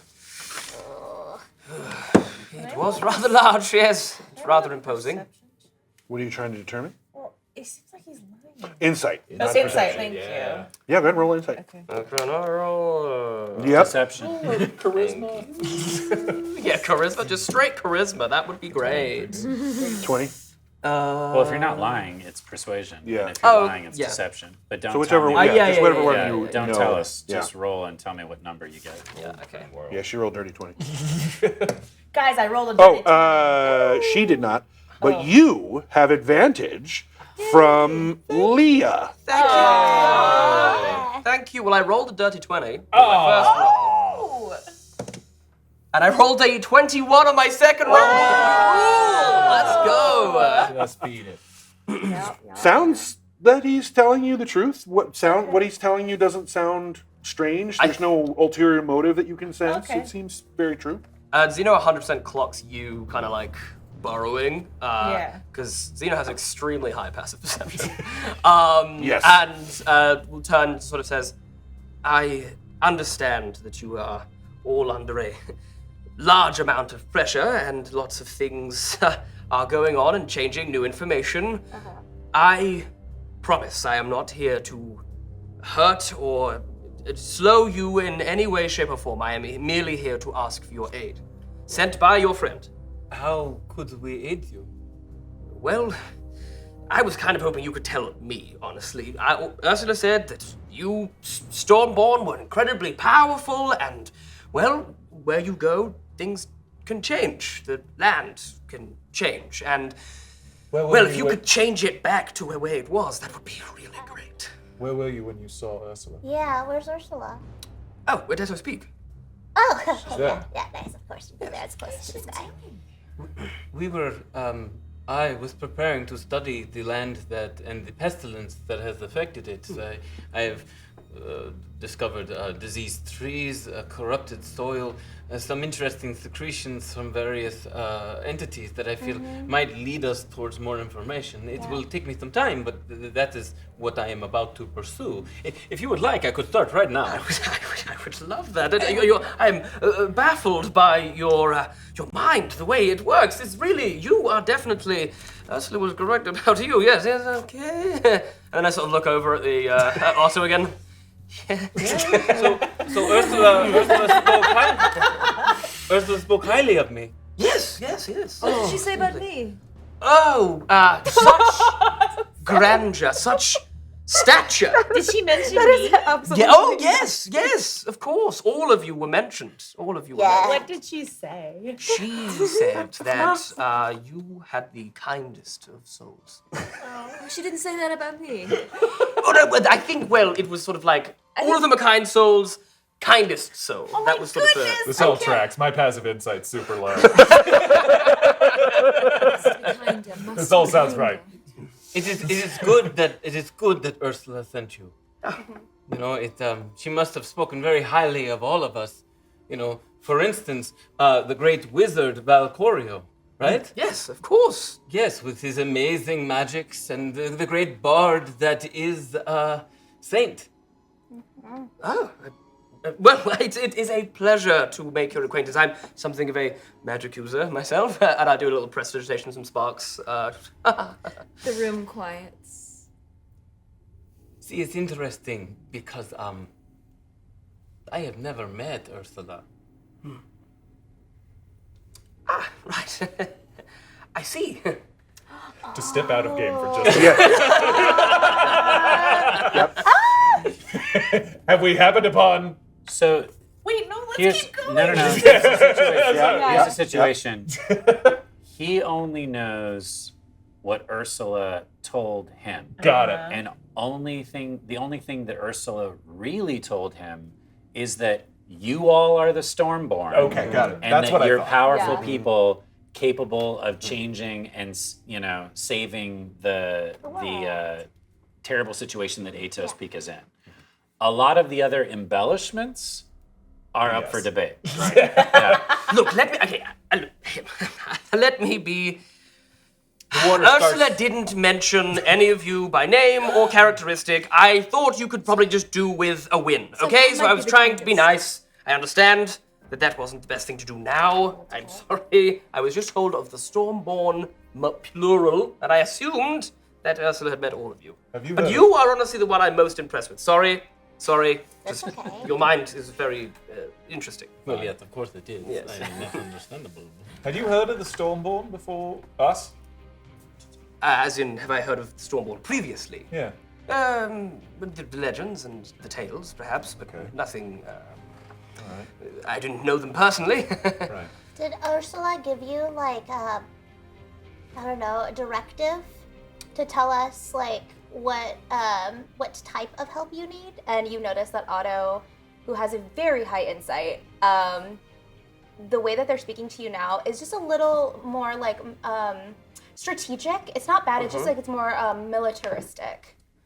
I think you see a shift of like interest. If your insight's quite high, I think you'd probably be like, you'd see Zeno be like, okay, now I get it. Like gain some respect, being like, oh, right. Well, no, there was no directive of in particular, but there is obviously this figure that we have you. I'm assuming you've seen them, given that you. Yes. We don't have to discuss it here if there's something that you would. No, I feel like I might have said it already. I don't even know what I've said anymore out loud. Val's eye goes down to her burn, or his burn. You have mentioned it. Yeah. That figure and I are connected. Connected? Connected how? Well, connected in a way that sometimes when I drift off to sleep, I hear their voice call my name. You hear their voice in your sleep? And and then I have this bird that they gave me too. Right. And he presents part of his wing. You can see it's been clearly stripped of feathers and is burned sort of badly. But is clearly not a fresh wound, older, but is clearly some sort of third-degree burn. Otto, are you going to be all right? Going back to where you are from, especially if this is perhaps where this dark being resides. Well, if the underground is in danger, I have to. I mean, I don't want to. I would love to not. And I feel You like don't want to go back home? not really. I feel like Uncle Jeb Jeb has it covered, probably. But Uncle Jeb Jeb definitely doesn't have it covered, just to clarify. No one has it covered. We don't have it covered. I will be honest, we don't have it covered. That's why I'm here, talking to you all. Well, this is the thing. This is what we are trying to do at the moment. We are trying to find the source of everything that's happening here. Right. Because we are all trying to find our way home. So, do we think that if we can confront this fiery figure, that we might get more answers? no, to you what's can't going talk to on? it. You can't talk to it. No, you have to fight it. I just have to get stronger. Do you believe that we need to spend time getting stronger before we can face this being? How long did it take you to fly here from there? Several days. Several days? Like Yeah. 3 or 4? At least 3, because least you had 3. to spend an entire day Yeah. just getting over Minos Valley. Yeah. A longer walk, definitely. Because Aarakocra are also one with the sky and the wind. So they can. So they can actually use the wind to their advantage. I slept half the way, honestly. Yeah, you're just. Locked away. Yeah, it's autopilot. Well, hold on. One thing that I'm going to, because Jasper's doing a very good job, but one thing that Zeno would know is on your travels here, you saw the Hanging Gardens, you saw Minos Valley, you also saw the frozen tundra, and you saw the Kanusk, which were the dog people on the sleds. Yeah. And you know that traveling across that tundra is incredibly slow going and dangerous. So you know, because you flew over the top of it, that it would be much more advantageous for all of them to meet up with the Kanusk to get south, Sure. to get to Minos Valley, to get through the valley, Yeah. to get to the Hanging Gardens, and eventually get to Atos Peak. Yeah. Which all of that could take a very long period of time without someone giving them a little bit of guidance. Sure. So yes, 3 days flying, but honestly, I wouldn't elect to fly the whole way. The valley is an interesting pass, but we'll get to that. You see, there is actually the Kanusk, for instance, who would probably be able to aid you. I wouldn't mind pointing you in the right direction of those. Do, of course, pass the tundra. It's a rather tricky. Honestly, I wish I'd gone with them rather than trying to fly through the blizzards. It was truly horrific and really quite cold, but the bath has helped me. Thank you so much. Then there is the Minos Valley, and well, that slowed me down somewhat because there is a creature that seems to be guarding the skies there. The skies? Yes, a Hyrako Sphinx, I believe. That's what I remember from the having read about the creatures of these lands. That's the closest thing that I can imagine. But I did my best to avoid making its acquaintance, as you can probably imagine. And we would have to pass through, but you're saying it'd be easier than flying. Oh yes, I'm saying that I think flying over the valley and honestly over the tundra would be rather ill-advised. I just about made it here alive. Well, I think that we were all searching for meaning, were we not? I felt as though I was, of course. You saw everything that was going on with me, and this seems like meaning. It seems like a direction sent from the gods. Possibly. I mean, we were talking about heading south anyway. We are worshippers and followers of Aether. Of course, we worship the winds, and they are... Are you okay? I am a cleric of Aether. Oh, good. That's rather marvelous, actually. Yes, my magic is in the form of wind and song. The wind rustles her hair. Oh, yes, I see. I know, but yes, the old tongues and songs, of course. Yes. Drek stands up and goes, I'm sorry. My fingers are wrinkly. It's time for me to get out. This seems like a conversation that you all should have. So Saint is staring at those abs. He turns this way. He looks at KoKo. I will talk to you later. Do you want to go for a walk later? KoKo. Oh, sorry. Find me when you are done. And he walks out of the building. Oh, thank you, Cristobal. This is very nice. Of course. And he leaves. I have a question. If we are going in that direction, this Sphinx, is that the word? Sphinx? Yes, Hyroko Sphinx. Hyroko. Hyroko? Yeah, Hyroko I'm probably Sphinx. mispronouncing it, but I did Google the pronunciation. I spelled it right. So you Yeah. said Brought to you by Hyroko. You said you were able to get around it, to avoid it? There were actually several, Oh. and they were ravenous. Oh no. Can you? So how were you able to avoid them? I, as a winged messenger, it is something of a necessity that I am extremely hard to spot should I not want them to. Oh. And I just sort of sink down into the bath below the Wait. You see? Yeah, there we go. Yep, yes. see? You get it? Yes. What do you know of these Sphinx? I don't know much. Wait, Roll do I know nature. much? Yeah. You, the one of the wilderness. Oh, right. Yeah, and KoKo, straight roll as far as I'm Big old concerned. fat zero. I know. It's not great. It's not great at nature. What? No Flat roll? advantage. Could I potentially describe it in great detail Yeah. to see that if I Go can ahead. aid Sure. and Of course. jog your memory? So You can have advantage. Use the help action? Oh, okay. Sweet.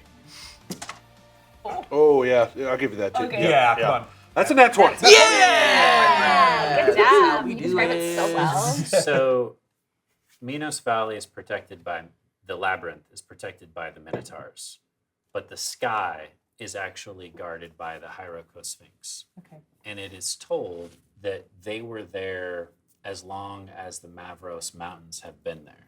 They are one with the land. They are half lion, like the body of a lion, but the chest, wings, and head of a raven. And they're as large as a lion, so you obviously have to grow the front half into this bird form. It's said that once upon a time they were like naturally occurring animals, almost like a lion would be in a savanna. They're still hunters. They'll still eat for survival, and they'll still protect their young, like a lion pride would. But the way he's describing them reminds you of something. It reminds you of the same ravenousness that the gnolls had, Truly, there was. where they would eat until it would be enough to satiate an animal 4 times their size, and that would not fill them. They were completely unsatiated by any amount of consumption. And there's also a general maniacal nature to the way they feed. It's almost as if there's pain mixed with ecstasy. Like they're enjoying eating the flesh of the creature that they've killed, but that it also, for some reason, pains them or hurts them. They But often try to consume their kills while they're still living. yeah. Oh. And there's no nature to it. Nothing is natural Yeah, about. it doesn't sound like right. it. Yeah. So, but they were once natural. Correct. The ones that I've heard of. Yeah, what you From know. there. Yes, I'm saying Yeah. what you know does not compute Yeah. exactly with what he The is great giving detail you. he's giving Yeah. you. Yes. They sound different than I remember. Yes. And they can fly. Yes. Very fast. Very fast. And so the skies above Minos Valley and the labyrinth below are teeming with these creatures, and it's incredibly dangerous to fly above them. And so really the only way to get through Minos Valley is through the Minotaurs. You'd be much better taking the Minotaurs. I think I was rather fortunate. Well, I have a Minotaur The net, labyrinth. but I don't. Yeah, the Minotaurs guard Minos Valley. Okay, sorry, I missed that. Yeah. Sorry, what were you saying? I was just saying that I think that you would be better off attempting that as you are a group. I was fortunate that I, as a solo person, it was a lot easier for me, but I had to wait my time. I spent nearly half a day in one cave waiting for one to leave the mouth of it. It was truly awful, and I was so scared it could smell me, and then you can just like see Zeno's just like falling. He's like, oh god, okay, I'm fine. It's fine. we don't have to go I'll go into the long way back. It's fine. I died yesterday. Yes. What? You remember? Did you say that you died? You No, don't sorry. remember me dying? I was actually referring to the cave. Oh, sorry. Yes. You died yesterday. Yes. Cristobal, you can't just throw that into a conversation. So I have a lot of questions. I mean, Yeah. Mostly Understandable. just how are you here now? And that's where we're going to go to intermission. So we're going to take a quick break. Thank you so much for sticking with us. This has been a lot of fun. Thank you for being so patient. I tried to get to you as soon as I possibly could. Genuinely was having such a great time. Just watching the show. It was great. Okay. Well, there's plenty more where that came from. Plenty more of Jasper Cartwright after this intermission. So stay tuned, and we'll be back in a few. Woo! Yay! Bye.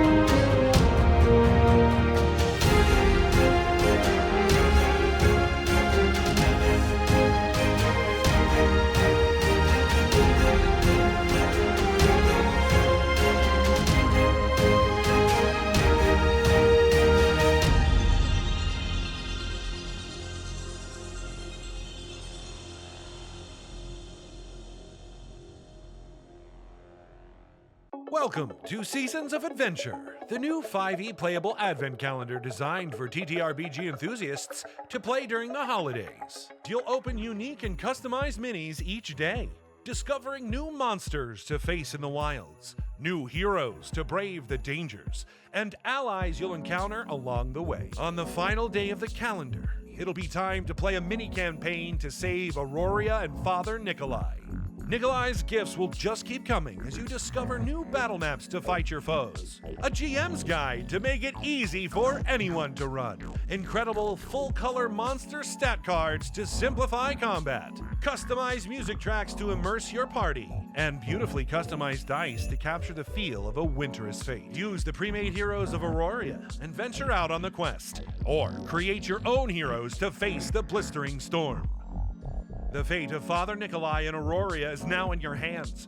Gather your closest allies and heed the call. Open up your own Seasons of Adventure! Now funding on Kickstarter.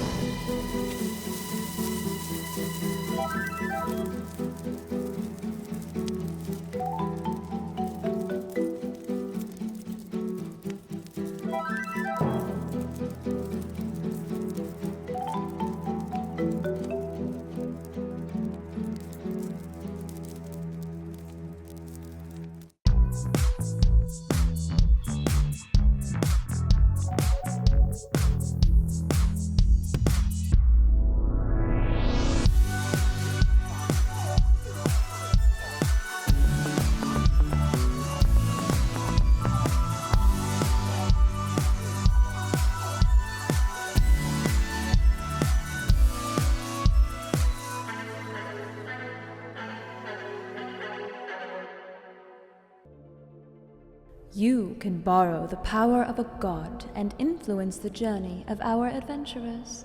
Join forces with other watchers to drop a force of nature or a force of cosmos into our world. A trap, an advantage, a monstrous predator, or a portal to another dimension, where everyone is a talking sock hand. Force cards are unlocked level by level, each one increasing in power. You may dip your toe in godhood by purchasing a seed of nature or a spark of cosmos that will increase your force's strength. Or you may harness even greater power and purchase a mote of nature or a mote of cosmos and propel your force even faster to the next highest tier. Should you choose to affect the story of our adventurers, you can do so by using our custom extension to choose which side you're on, and maybe even help or hinder the player's dice rolls with an advantage or disadvantage while you're there. Use your powers wisely, Watchers.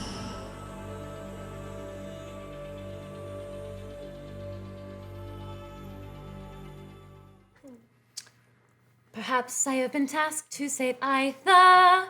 Perhaps that is my call. At first I was scared, but now I am prepared to find the meaning in it all. Sister, stay strong. Though my journey is long, I'll keep you in my song. And as she does that, there seems to be a crackle of magic around her, and she casts her innate cleric ability of sending. And what you all see as she does this little song is that the little literal words of her mouth flow out as you can see them, and they begin to sort of rise in the air, turn into what look like little musical notes, and then off into the distance, high in the air. What is your sending? How many words was that song? More than 25. Yeah, way more than 25. Sister, stay strong, though my journey. Wait, that's less than 25. Sister, stay strong, though my journey is long. I'll keep you in my song. That's your house ending? Okay. Yeah. And Because in my mind, this is like a God-given ability, so she doesn't quite know that she can do this until this happens. Okay. and almost immediately after you do that, what you hear in your own head is, "Who are you? How did you do that? Why are you in my head?"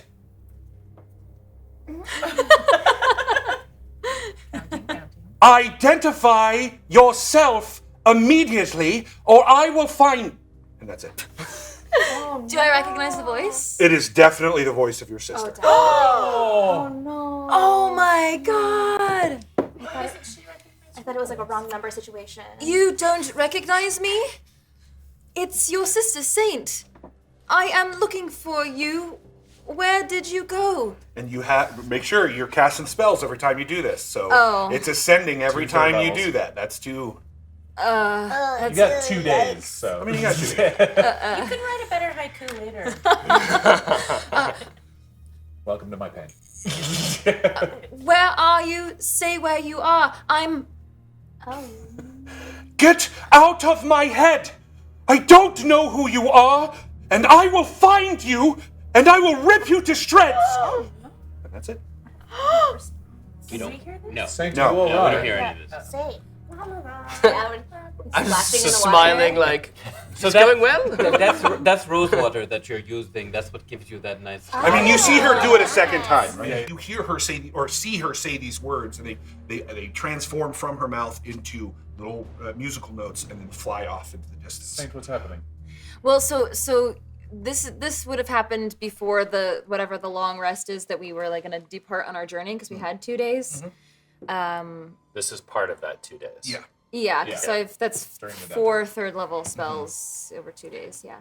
4? Yeah. Oh, Yeah, you got them. Yeah. Oh, yeah. Oh, yes. Yeah. I just spoke to my sister. She didn't recognize me. Oh. She must be under some sort of curse. Did you Because tell her you it were was singing. you? Sorry? No.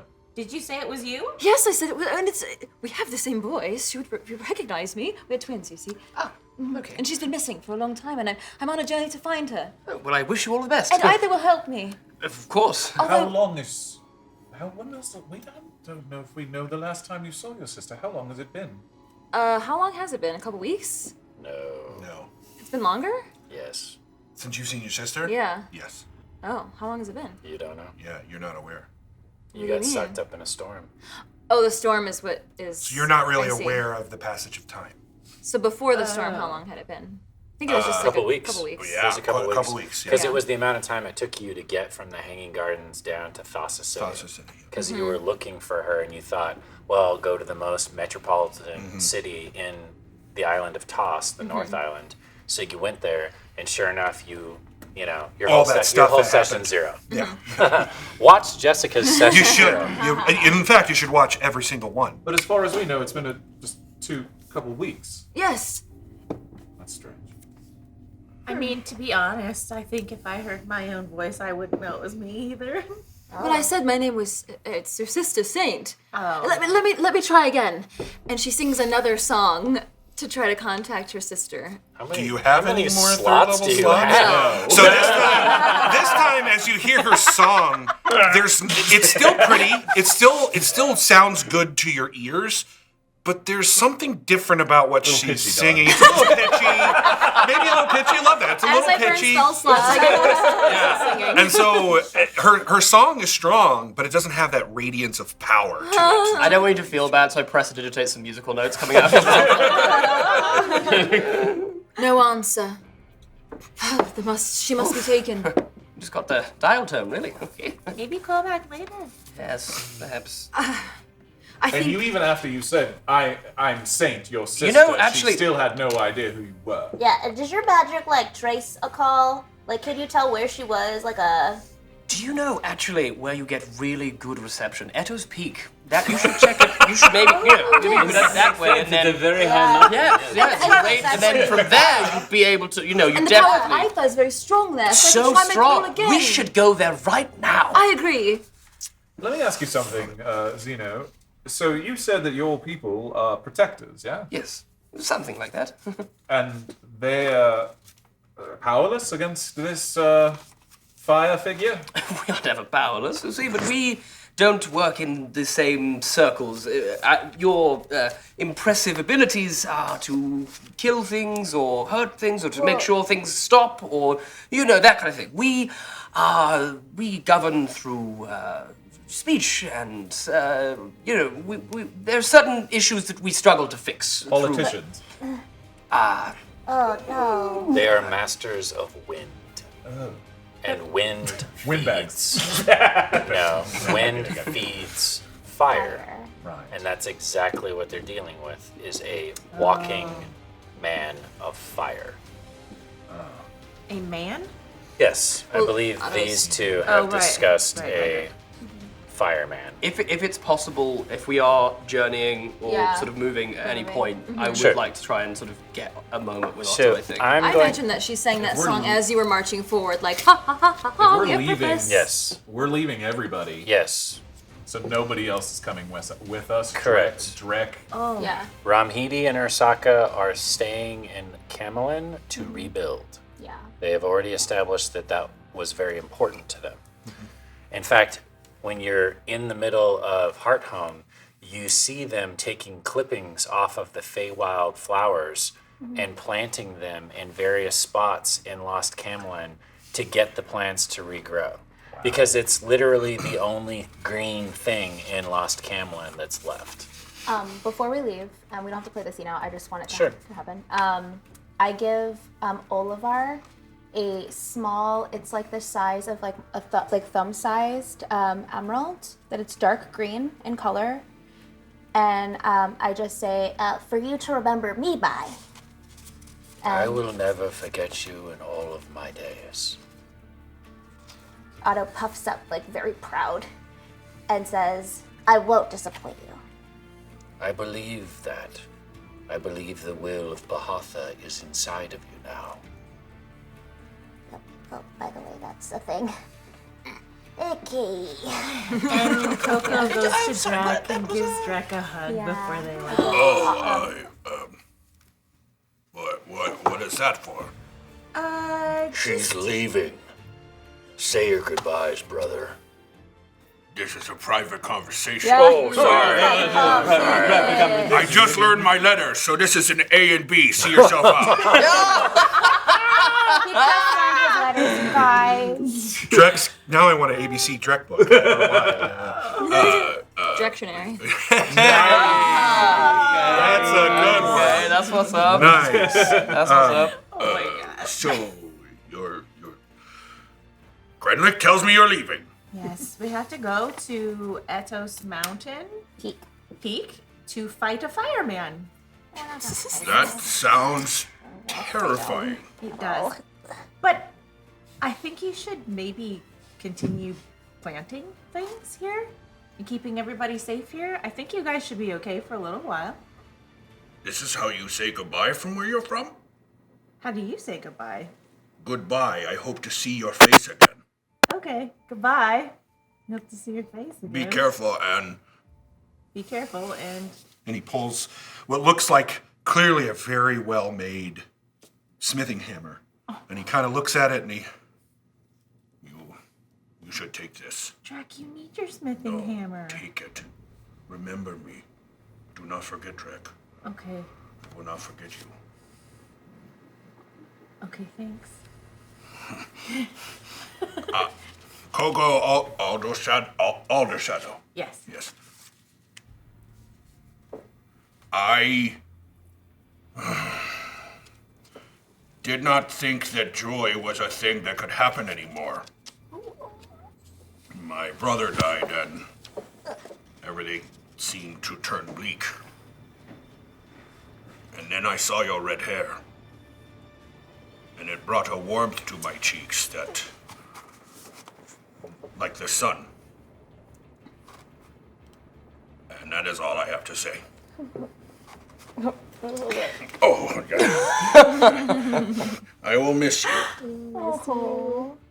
And he looks down at Slushy and he goes, you. Oh, Slushy. And Jesus. Slushy goes, I forgot. I'm sorry. Me?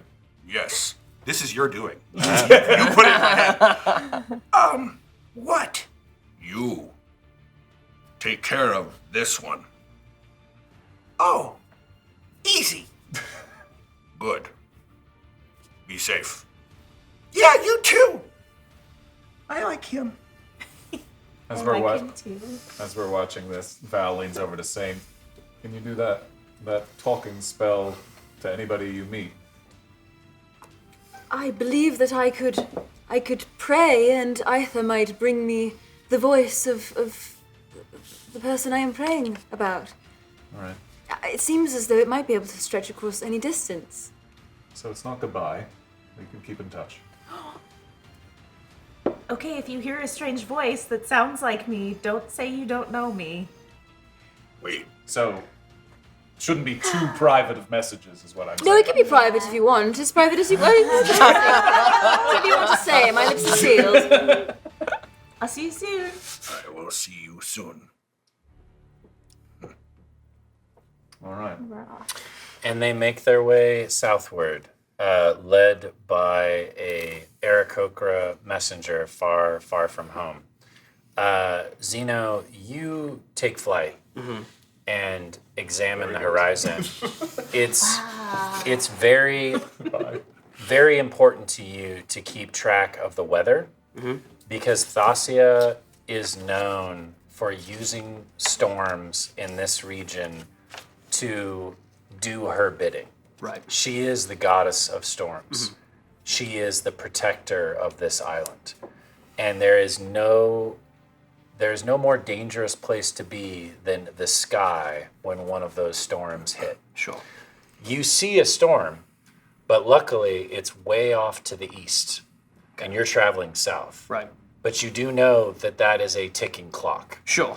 So you start making your way southward, flying, scouting out, and far in the distance, at the edge of Lost Camelin. And remember, Lost Camelin, all of these trees are dead, so you can see through the foliage. It's just winter branches with barren nothingness.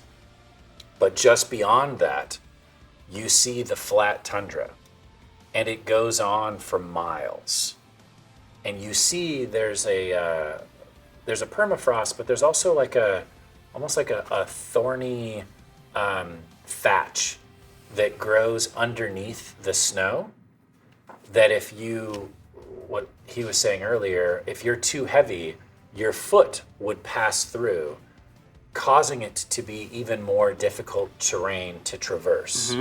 But if you spread out your weight, perhaps on a sled or a snowshoe or a ski, you're able to stay on top of that frozen sponge-like surface. I think I look down at the elephant in the group, and I'm like, Look down. ooh, I'm flying. Okay. Yeah. Don't worry. I used to I'm be like, looked down at. I'm just like, all of them, in fact, would probably, except for maybe the Owlin, would weigh enough to punch through that surface. The good news is you see the tracks. Sure. You see the two skinny rail tracks that have obviously passed through this way once or twice recently. And you know that those tracks mean sled, and sleds mean Canusk. Yeah. So you're leading them that direction as best you can. Okay. I'll shout down, because I think generally, unless Zeno has to land, he won't. Especially given the way that the locals have sort of shifted around him. So yeah, he shouts down, "We should probably move relatively quickly. We have a storm coming in from the east, so we do not want to get caught up in that. I'm going to see if I can scout ahead and find any of the Canusk that help us across this tundra. Is everyone else okay?" I guess. Yep, sir. Yes, sir. And I'm just going.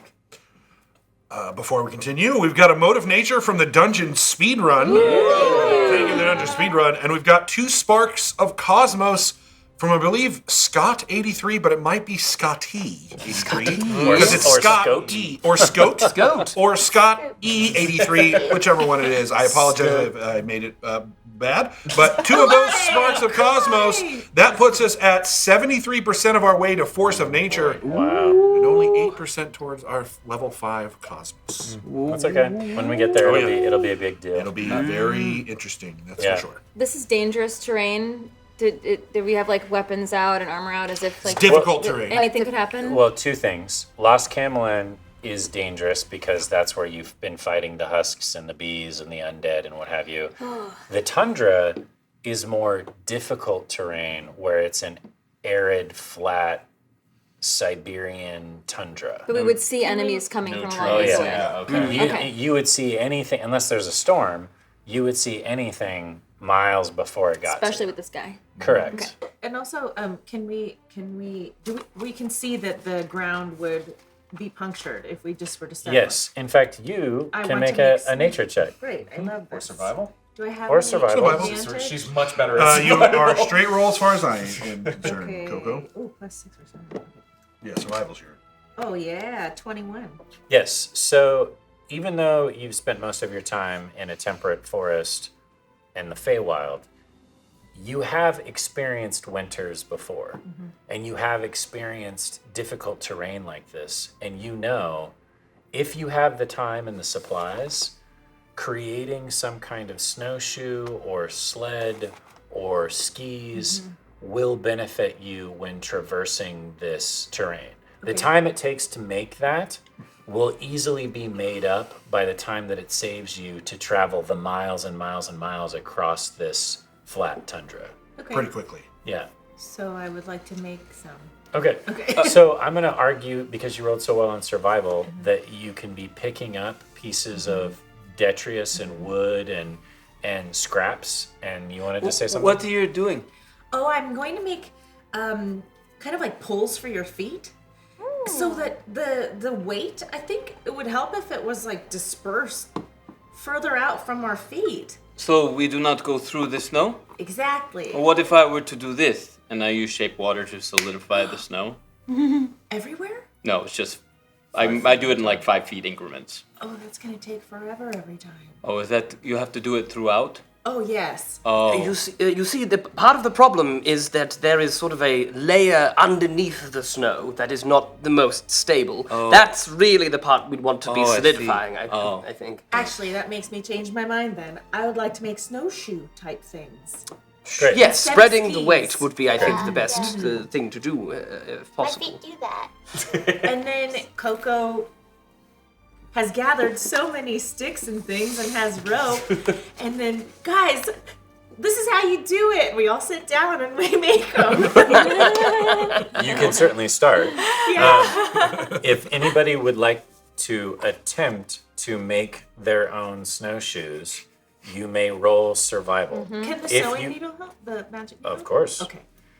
If you do not have proficiency in survival, the difficulty will be more challenging than if you have proficiency. Okay. So who would like to attempt to make snowshoes? I mean, I'll try. I can make them for multiple people, right? I have pretty good survival. It just takes more time. I mean, I can Because you're make making them one pair at a someone, time, but too. yeah. I have proficiency in survival Okay, as well. so We can, anybody like, that team up wants to and- try, go ahead and make a survival check. Can I use Saint, use you the have needle to advantage make- from Tim Finn. my boots? Thank you, Tim Finn. I'll give it a shot. Valcorio, you have advantage for from you, the Val. Gateway guy. Thank you. I'm gonna cast And- guidance on you. Thank you. Octavius, you have advantage from Goofus McDorkle. Hey, thank you. Oh, goofus. Can I please ascertain as to who of my new friends is the least dexterous? That's a good question. Dexterous. It's The least not- dexterous. It's Saint? Cool. What's your dex? +0. Yeah, it's Saint. Okay. Okay, you go. I will. Big elephant person. After this is resolved, I'll make a suggestion. Well, you actually can make a perception check for me. Oh, sweet. I would love to. 17. Great. Ooh. That's Proficient, right? That's No, he's not proficient. that's still enough. 23. That'll do it. So, just to clarify, my passive perception is 24, but I'll see what Quit bragging. Okay. Well, I clearly got some snow in my eye or something. Because that's a 1. So I deserved that for bragging about it. Kill me. Just kill me. Just have my character When you killed. try to look at something, you fail miserably. Yeah. Whenever you're not well, trying. I will say this: you have lots of things to distract you. Yeah, there's a lot. So you see, you're trying to kind of. I'm getting really annoyed and pernickety about the way they're making the snowshoes. Like, if you just sew it underneath it. Okay, that's right. Did anybody roll below a 15? It was a 21. Okay, great. Then all of you make these crude thatch snowshoes. Cristobal's using the needle on his shoes, so they're like really kind of like big. Yours look like big curved slippers. Yeah! Ooh, that's great. That being said, the one person who was keeping watch was distracted by all of you. So then all of you are caught off guard when 2 tall, beefy dogmen walk out from behind a couple trees talking about, that's what Do they are. also have six-pack abs? They're wearing shirts, so you can't tell. Doesn't the DM know all? I know, but you don't. Yeah. Wow. Well, I have a passive perception of sweaty feet. Can't perceive through shirts. I can't detect abs. They're definitely picking you some abs. One of them has a more husky-like appearance. Not a Siberian husky, but like I thought you meant husky. a husky, like a Me like too. I mean, he could be husky too. But he probably has an ab. Husky. He's not. Okay.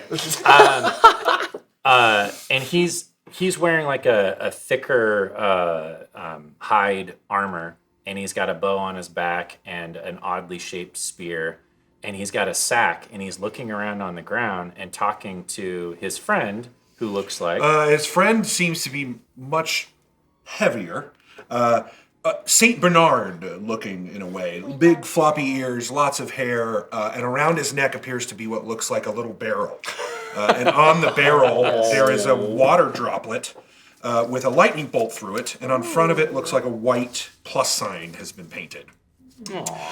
He's hefty. He's pretty heavy. He seems to be wearing some very nice, well-made snowshoes himself, and carrying almost like a barrel with him, like a small whiskey barrel with him. And every once in a while, you kind of see them talking about this thing that they're going to. And he says, "Hey Barley, I don't think there's any more pine cones in this part of the woods. Oh, for sure, Look at these trees. I mean, there's nothing growing on them anymore. Oh yeah, they're gone. We should probably go to a different part of the forest, don't you think, eh?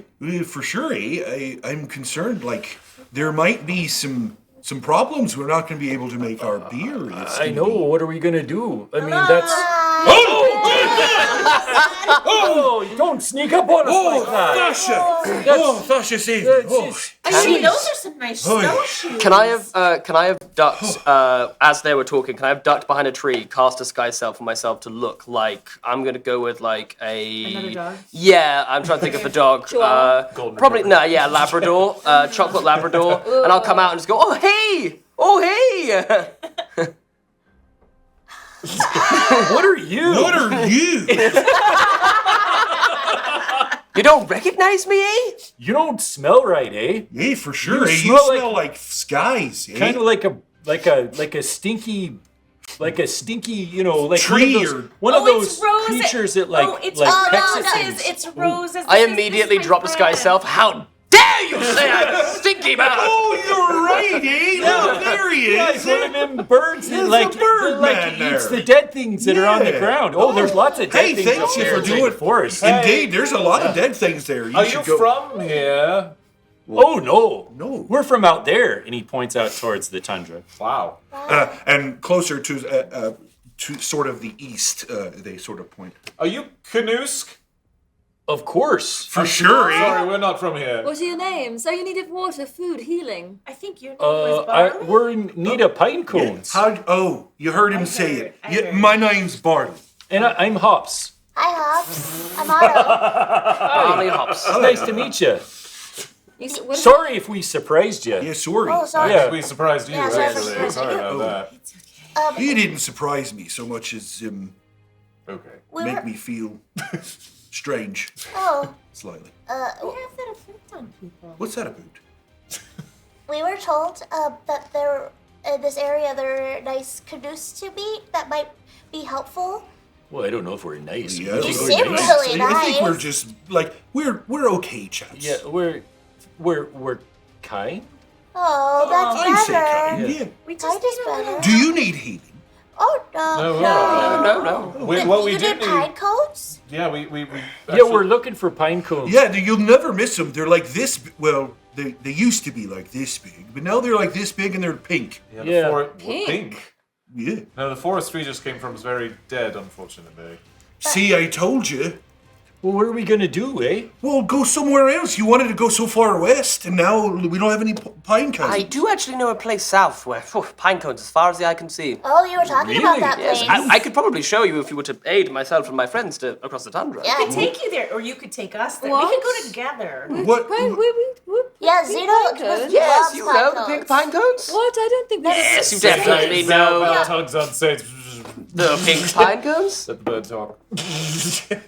I don't think these are being honest with us right now. What do you mean? I think this one's lying to us about a forest. Yeah, with the pine stinky cones. bird? The stinky bird's being stinky. I immediately take a dagger out. I'm like, Chill, man, chill. He's very sensitive about his smell. Well, no I offense, but smell everybody's like a a little fresh bit stinky. summer's morn. Absolutely. I Put my smell a dagger little away. bit. Hey, Oh, you all smell entirely too much. yeah. One of you smells very strong, like some sort of flower. The roses, You. eh? That would be him. That would be you. Yes, That truly is a delightful smell. You smell fancy. And I've been called worse things. Yes. You got a fancy one here. The truth is, though, that the only reason I smell this way is because we were gifted some oils. There are no flowers in the forest. There are no pine cones. The trees are dying. Well, what are we gonna make our beer out of now, eh? You don't know, eh? We are actually trying to solve this problem. Yeah. We are trying to bring life back to the forest. It's How why would we you do that? Well, that's why we are going south to try and find the cause. I don't want to brag or anything, but we're kind of heroes. What? What? You're? Yeah.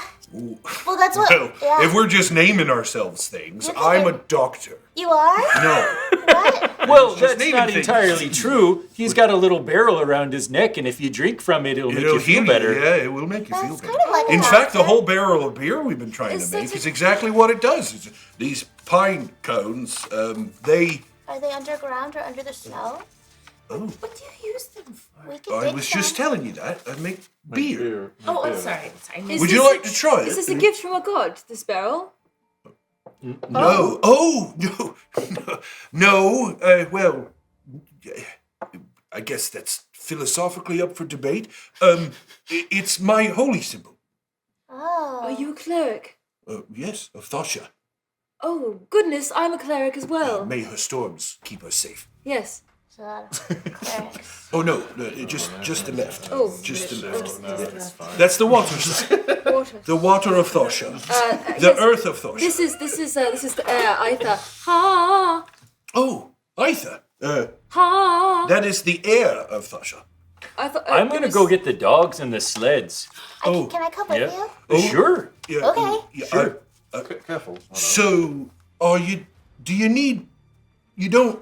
We would love Those some look help. We quite would like some help. roughly made. We would love some help getting south We if need to you're get able. over the tundra. It's very big. Well, you all look like you're a little heavy. No offense. No, I'm not.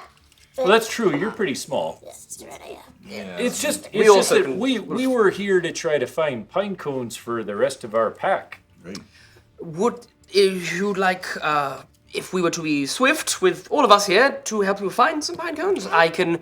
Me and my friend can fly. I'm relatively perceptive, although that does seem to have Wait, left are me. you offering to trade?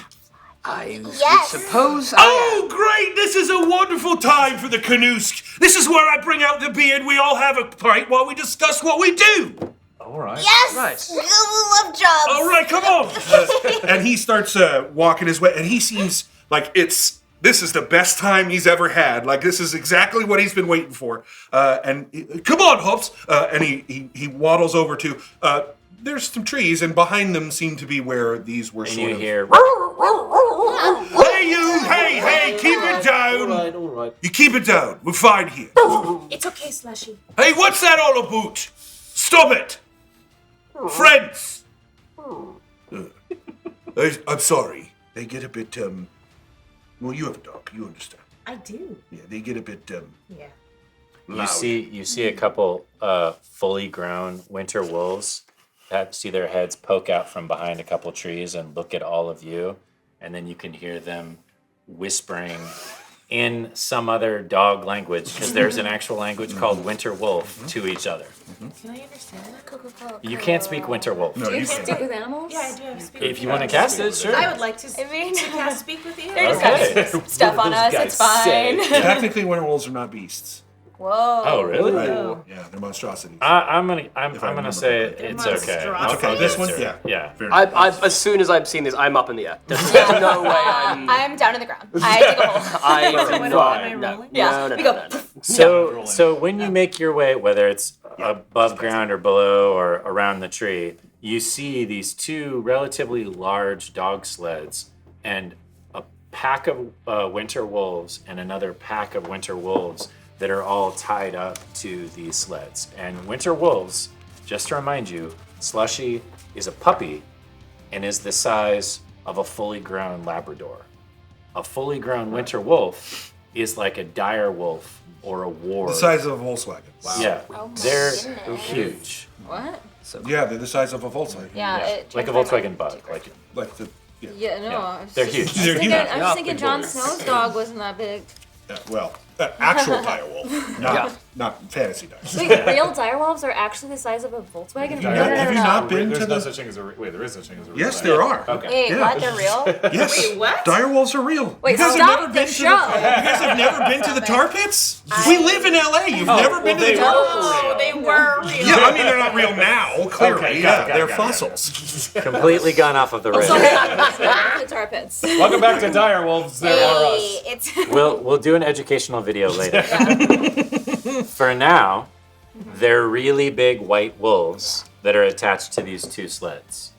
Dogs have dogs. What are all of you doing other than you're casting Speak with Animals? What are the rest of you doing? You're flying, you're burrowing. What are the rest of you doing? I'm following Barley, but Okay. but definitely sort of a little cautious. for Okay. sure. I'm keeping an eye out and definitely keeping an eye out that storm as well. Great. Yes, it is coming in. Yeah. I'm thinking really hard about cleric stuff. Okay. I just Great. talk to a cleric. Love it. I turn to Slushy and I say, your friends over there, what are they saying?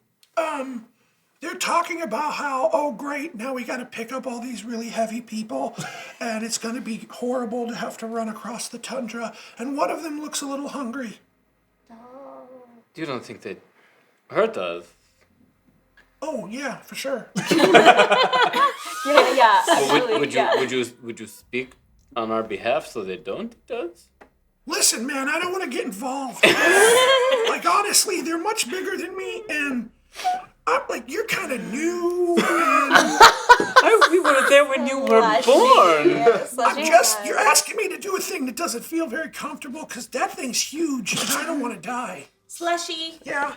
Can you come with me to talk to Okay. I just asked you to do that. She asks. You're not her. I like her a lot better. Do you want to come, Cristobal? No, I don't want to go. Oh, come on, you can still come though. Fine, I will come. So, Zeno and Val, you are the only two that would notice that on one of the sleds, there are several large traps, like bear traps. They're not like set or sprung, but they're just on the sled. Actually, And then the other sled has more of those kegs, but they're bigger than the one that's around Barley's neck. And the one that he's carrying. Yeah. And as he gets to the sled with kegs, he puts the big one that he had in on his arm down, and he sort of quickly hammers it shut. And he says, amber or red? Red, please. Amber, please. Okay. Am I there too? I assume you're Yeah, I all just there. pick up from my home. If you want to be there, yeah. Yeah, I guess if I'm not with those two, then yeah. I'll have a red vintage. I won't partake, thank you. Okay, and he begins to he pops one cask, and in it you can see what looks like a beautiful amber liquid, and a few pine cones kind of float to the top. And he scoops them out with a puts them in the smaller Are barrel. you there or no? I guess so. Make an observation check. Okay. I'm flying as well. Just you kind of see on one side of one of this sled. There's like little, literally shaped like this, mugs, and he pulls one and he dips it into and he hands it to you. Thank you. You're welcome. Sate, you have advantage from Findaro. And so if anybody wants an amber, he dips one and hands that to you, and then pops the other cask and does the same thing, pulling out what looks like a beautiful, it's still beer, but beautiful red color, deep red color, and he dips it in and hands each one to you. Oh, that's 26. So the pine cones are of different sizes, but the largest of the pine cones that floats to the surface reminds you of a pine cone that you once held in your hand. Oh. Oh. What? And he dips his own in the red, slams the thing shut, hammers it down, and goes, so now negotiations begin, eh?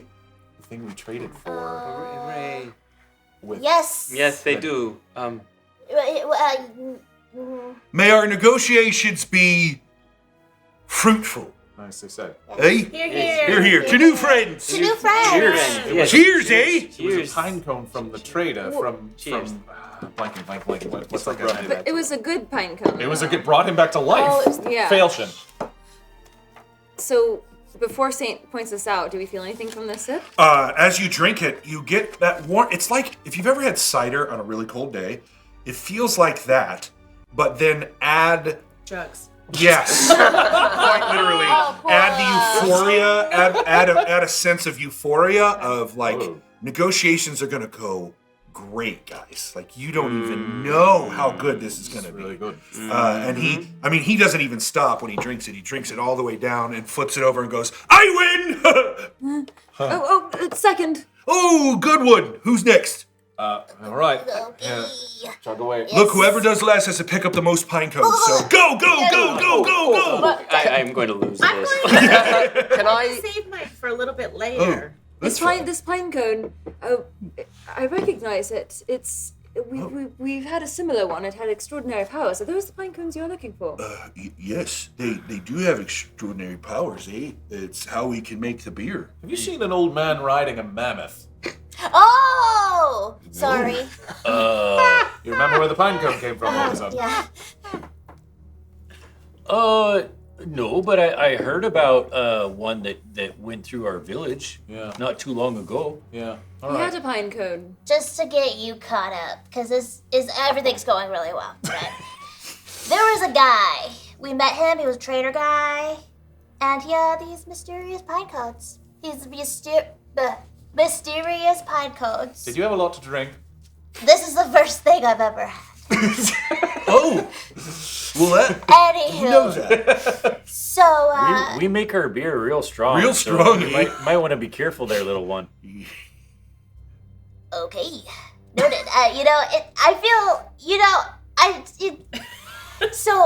There's this guy. And Otto proceeds to tell you this like kind of roundabout story of this merchant that saved Cristobal's life.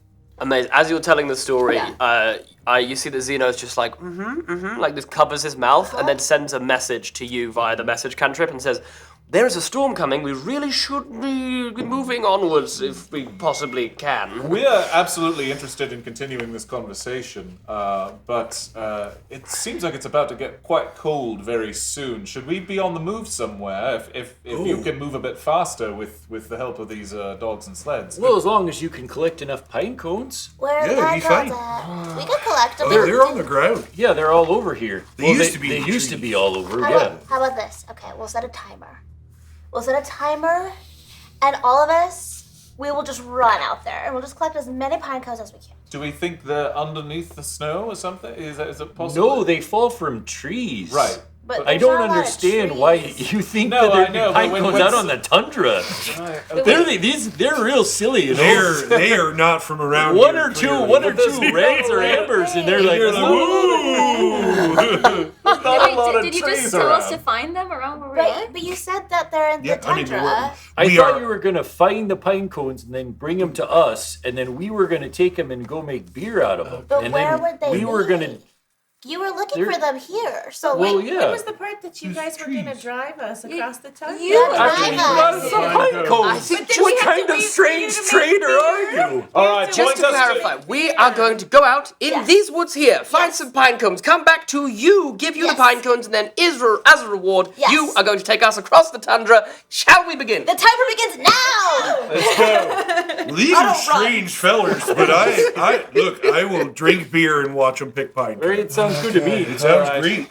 Got it. Well, off we go. He's right. So you all scatter into Lost Camelin looking for pine cones, Right. correct? Yeah. Are we in the outskirts of Lost Camelin at this Yes. point? Oh, okay, got it. Perception. And while you're proceeding, To the wolves.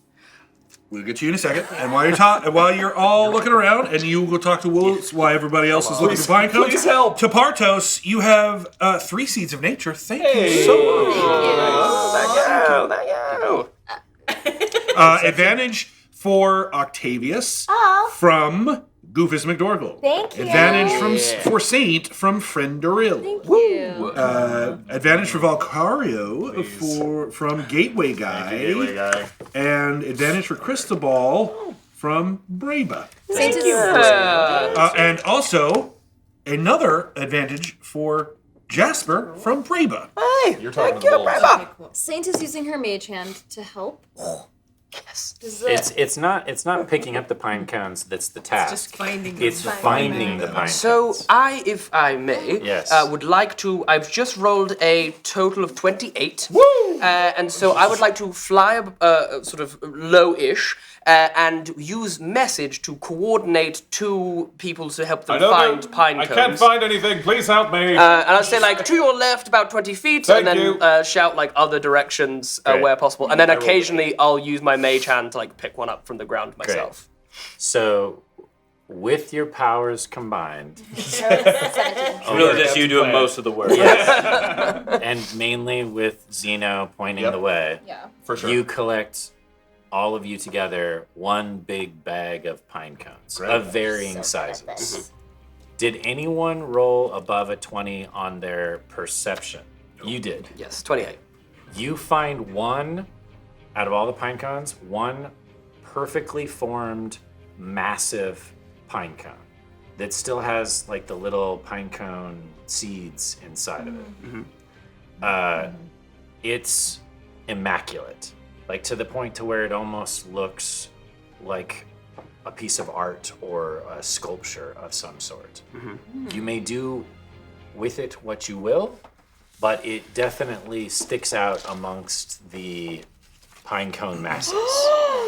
How? Oh, you sneak. You didn't see anything. Yes. So you pocket it? Yes. For Okay. now.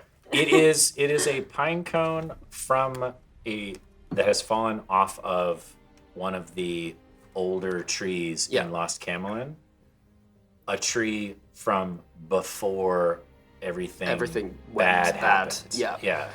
Before the tree ants died, before the trees were corrupted, before the land was corrupted. Did you say out loud the bit about the pinecone bringing him back to life. Yeah, we did. Okay, yeah, 100. Okay, cool. Yeah, I definitely pocket this thing. Great. New best friend, what's up? Have any gifts for me? I think I've given you plenty of gifts. You know those pine cones I pointed out? Hey, I wonder where they went, eh? Like, it's been a while, and this is like my second thing of Maybe we should just go. I guess maybe. Hey, look, We're we found this bag of pine. Oh, they finally came back. Oh, how fortuitous. We were about to leave here. Yeah, we thought you were talking to the dogs this entire time. Oh, is that what you were doing over there? I thought I heard something, but I didn't actually listen. Yes, they showed me where a bunch more pine cones were. Here they are! Amazing. That's fair. Fair. Is that what you spent your time doing? Is talking the dogs into that? Okay, cool. So then, You're really good at that. Thanks, we worked together and really nailed them down to like help out. That was awesome. Yeah. I'm sticking with you. Okay. Okay. so you have a bag and a half of these pine cones, and you satchel them up and tie them down onto the bed of these sleds. While you were out there, did you find a big one? We're looking for the big ones. I mean, some of these are pretty big. I mean, It's not really. You would know if it was big. You would be like pretty clear. I think we found some good ones, but I'll be sure to keep an eye out. Yes. Okay. I'm sad. We've got so many sick. I'll just have to do with what we've got. Thank you. I could try to heal them. It's sort of my thing. Oh, I mean, that's kind of what the beer does, but I guess you're welcome. Perhaps with our godly powers combined. What are they sick with? Harsh weather and not a lot of food. Okay. This sort of famine. Well, there aren't many animals to hunt, so this sort of helps keep everyone healthy and vibrant, as you have experienced yourselves. I would never keep something like that to myself. I never would too. All right. We're moving on. So, while you were collecting the pine cones, they were tying the harnesses to the sled dogs, which just happened to be these winter wolves. And they were also providing ropes for each of you to be able to hold on to while you're on the sled. Okay. Because when these things start really cooking and booking across this tundra, it's going to be tough for you to hold on. So I'm assuming, Can I take some rope? I would like to offer it to you, say, oh, I was thinking, I would prefer to fly than be on the sleds, but the visibility might get a little tricky, and I don't want to lose you. So I thought perhaps if you head onto this end, and I have part of it tied around me, and then I'll fly above you, and that way we won't lose each other. And also, should you fall, I might be able to aid you a little. Not a huge amount. I'm not that strong. Actually, I'm very weak. But you have those abs. True, yes, but it's more of a lean situation as opposed to a buff situation. Oh, you have abs too, eh? And he pulls it up and he's got abs. Yeah, me too. Lots of beer gives me these. He pulls it down. I thought it was planking. It's what do you think I'm doing while I'm planking? Right. Drinking beer. Drinking beer. Oh, that's a good idea. I should try that. You should. DM question. What is the size comparison with Zeno and Octavius? Medium size, small. Cool. So I was wondering, would you be interested or available to fly with me? Because I've never done that before. You've never flown? No, I Not did once. Wow. Well, yes, of course. You can fly on my back. Really? I feel like we could just talk or something. And... I think what we should do is focus on the task. Totally. Because I will need to make sure, flying is a taxing task. And I can be your extra eyes. Yes, of course. You yes. will need to be the lookouts. Yeah, I have a very good look at actually. Well, you can face backwards. I'll face Oh, forwards. perfect. We'll keep everything locked and Tactician. you know, Oh, what? so we can focus. Yeah. And then, I focus best when I'm talking. right, of course you do. I do. Of course you do. Maybe you could talk really Okay, quietly. that's great. Yeah. You know, I could pick up the slack if you two wanted to have a conversation in the sky. I'm perfectly happy to do so. It's That's so nice of you to say. You're welcome. Please talk away. great. So there's a storm coming. We should go. I mean, I'm totally content to sit here and drink beer and listen to you all ramble about what it is you're rambling about. But there's a storm coming, and it's gonna be a doozy. All right. It's gonna be a real humdinger. A real humdinger. Okay, so here we go, and he mush. Yeah, whips the dogs, and they start to take off. And I'm assuming all of you jump on that aren't flying. We're on the sled, and the two of them are flying. Great. The two of you that are flying, perception checks. You got this. And the rest of you, as this thing pulls forward, he wasn't kidding when he said it's it's fast. Yeah. Any advantages? Any advantages? Advantage to Octavius Yes. from Goofus McDormand. Thank you. Advantage for Saint from Saint's not rolling. Nope. Only the flyers. And that's it. Oh no, one more for our Jasper Hey. from Braba. Thank you, Braba. That's even better. Yes, that is a total of 24. Jeez. 10. Okay. Sorry. You see, as we're in the middle of the air, I go, yes, my. So you don't see this, Nope. but you see this. The storm starts to billow in, and you know that it's going to catch up to you soon. Mm-hmm. Amongst the storm, in the clouds themselves, you actually see the face of a woman begin to appear in the clouds. Is And this you- Thassa? Yes.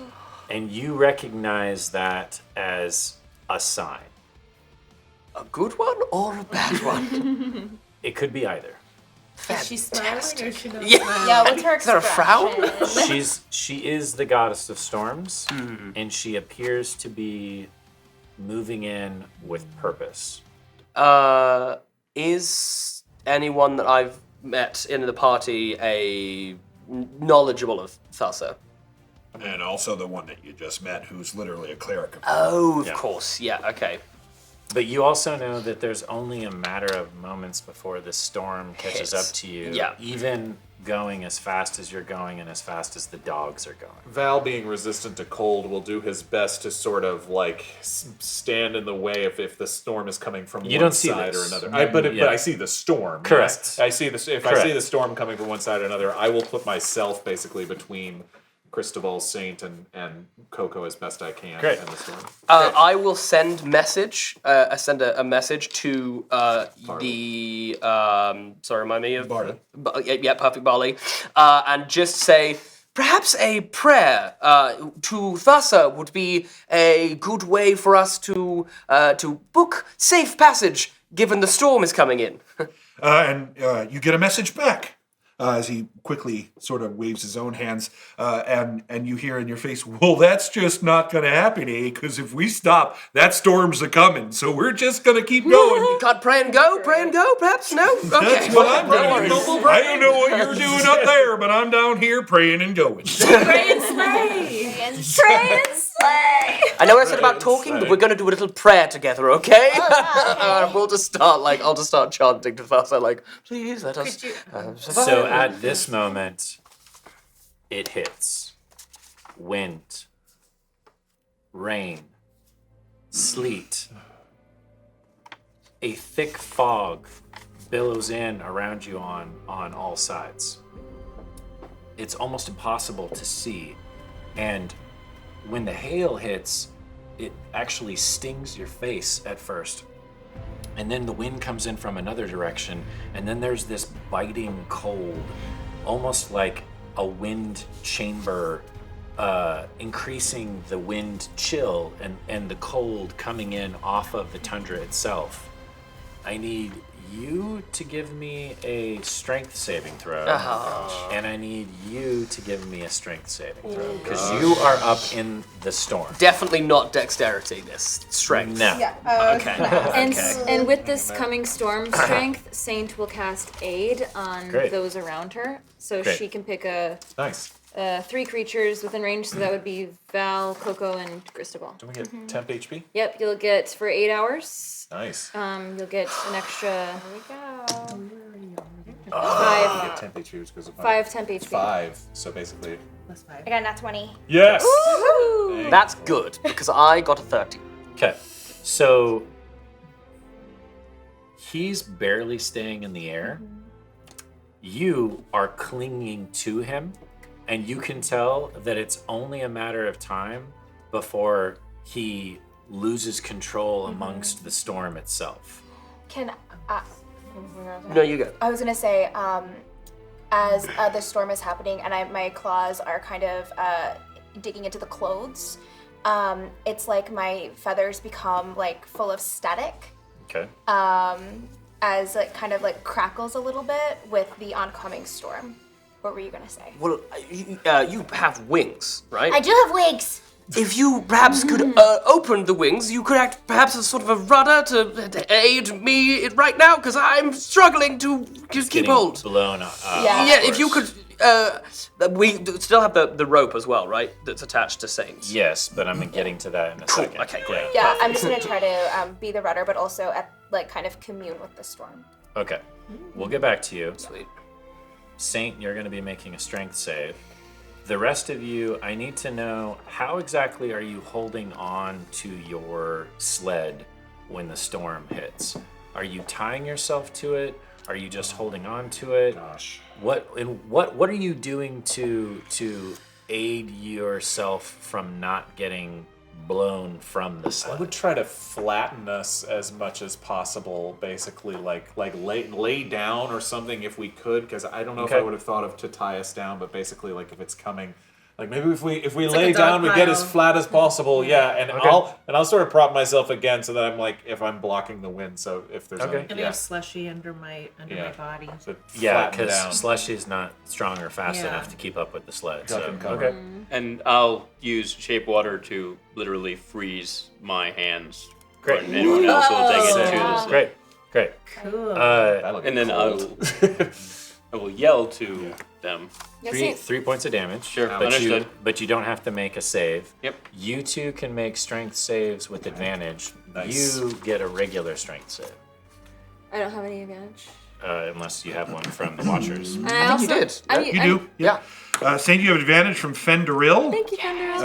Octavius, you have advantage from Braba. Actually, I think Octavius doesn't have to roll I one. don't have to roll it. I already did. Well, Yeah. But that's for later. Nat 20, Sure, 25. and- okay. Valcorio. Bring them nat 20s. You're fine.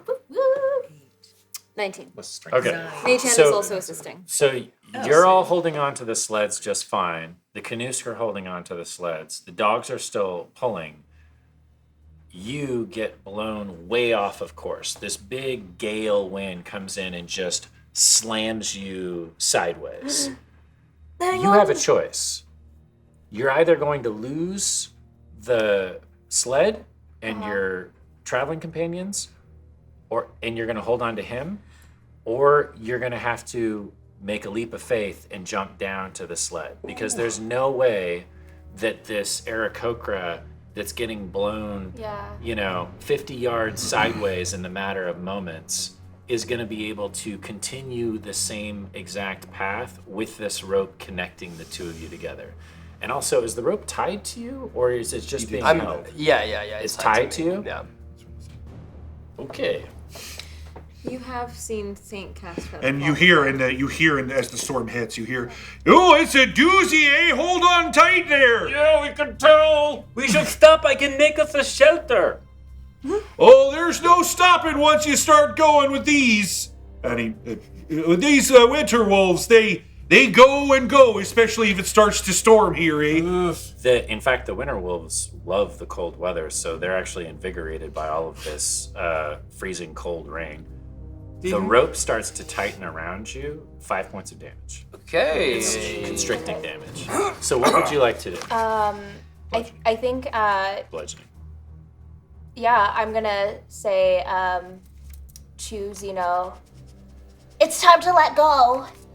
And I kind of launch back to indicate that I am like leaping from your shoulders. Mm-hmm. As I'm leaping, I cast Featherfall on myself. Oh, wow. Great. Because I have Featherfall. Yeah. And I am almost kind of waiting for you to like, I don't know what you're gonna do, but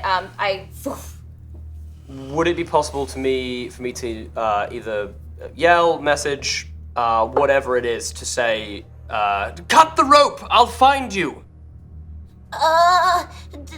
And I see it like Or like, tightening. cut the rope, I'll find Yeah, you. I see it tightening. Yeah. My abs.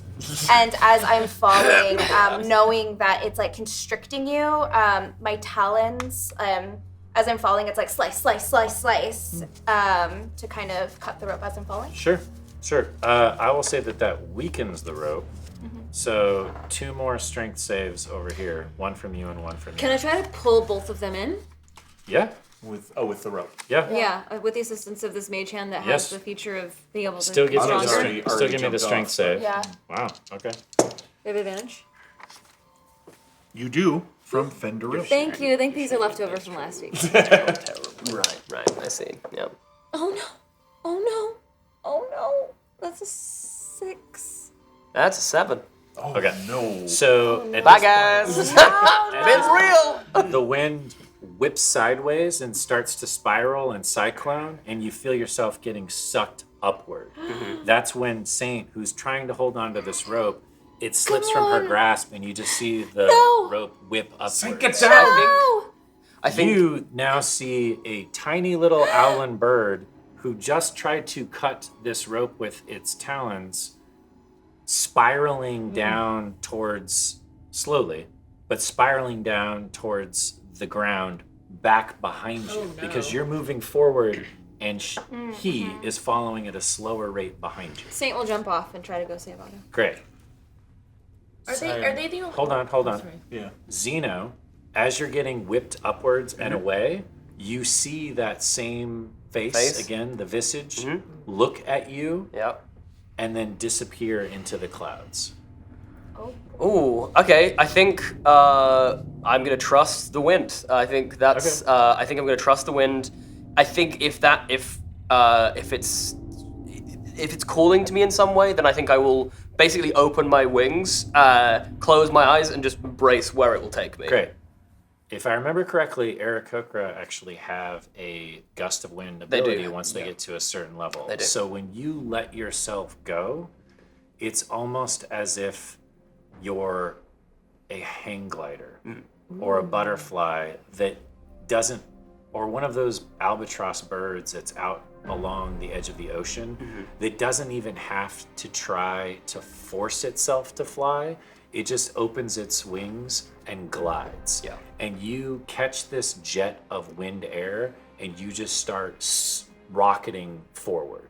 And all of you see this Aarakocra struggling and fighting and flapping its wings and feathers going off in all directions. And it looks very uncharacteristic of Zeno, because Zeno has been so controlled and put together thus far and regal. It looks out of character to see him struggling so much and being whipped around. But as soon as he lets go and relaxes and allows the wind to carry him, it's almost as if he becomes one with the wind and the storm, and he rides the gale forward. As the rest of you continue to go down this treacherous pass in the tundra, Saint jumps off the back of the sled. And how far was Otto from Saint at that point? As Otto carefully and casually and lightly lands very softly and barely crunches the snow when she lands. Because if it's within 120 feet, I'd like to cast Wind Wall around him to protect him. Sure.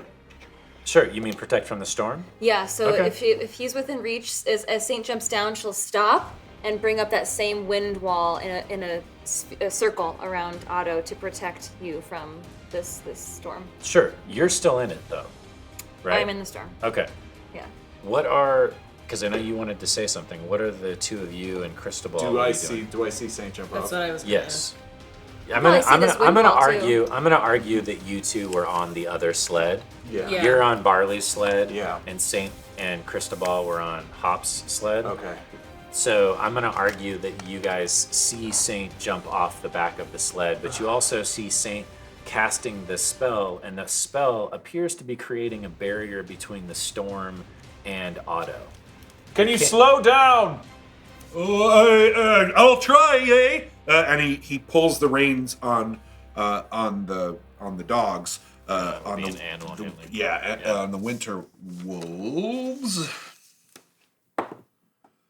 Nope, we're not stopping. Oh, in fact, it starts to speed up when he does that. The dogs sort of fight it and start as fast as they can. Let me try. Oh, here, take them. Yeah, animal handling. Does she still have to speak with animals? No, not by this time. I think it's Because only I'll show you roll intent. for you. Yeah. Wow.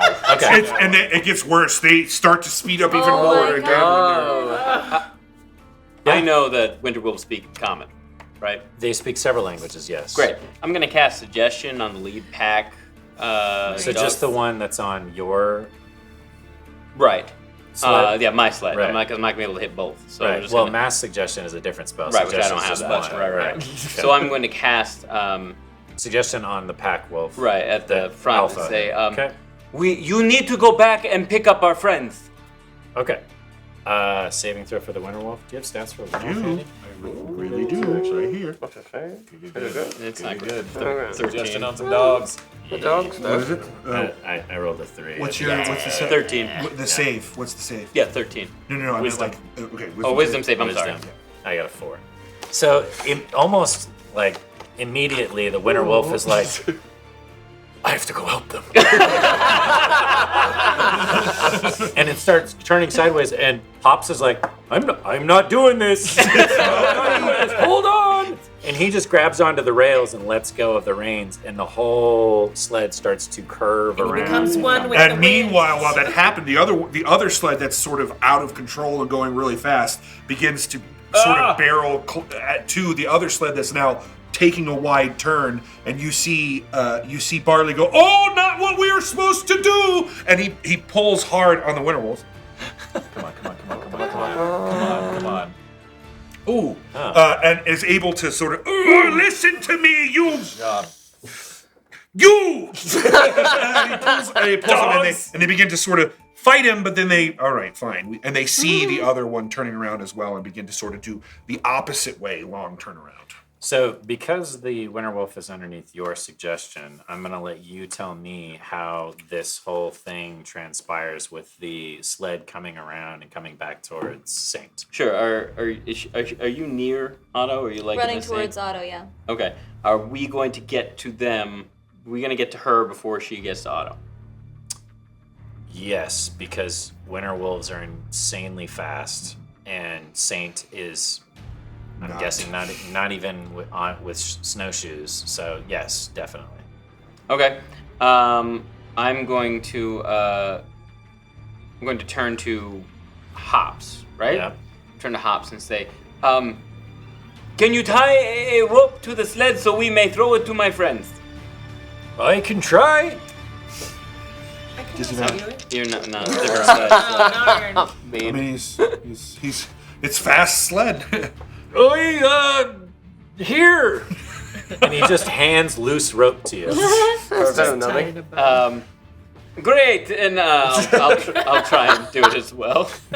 You're kind of judgy, eh? That's Cristobal. You did lose control of your own sled.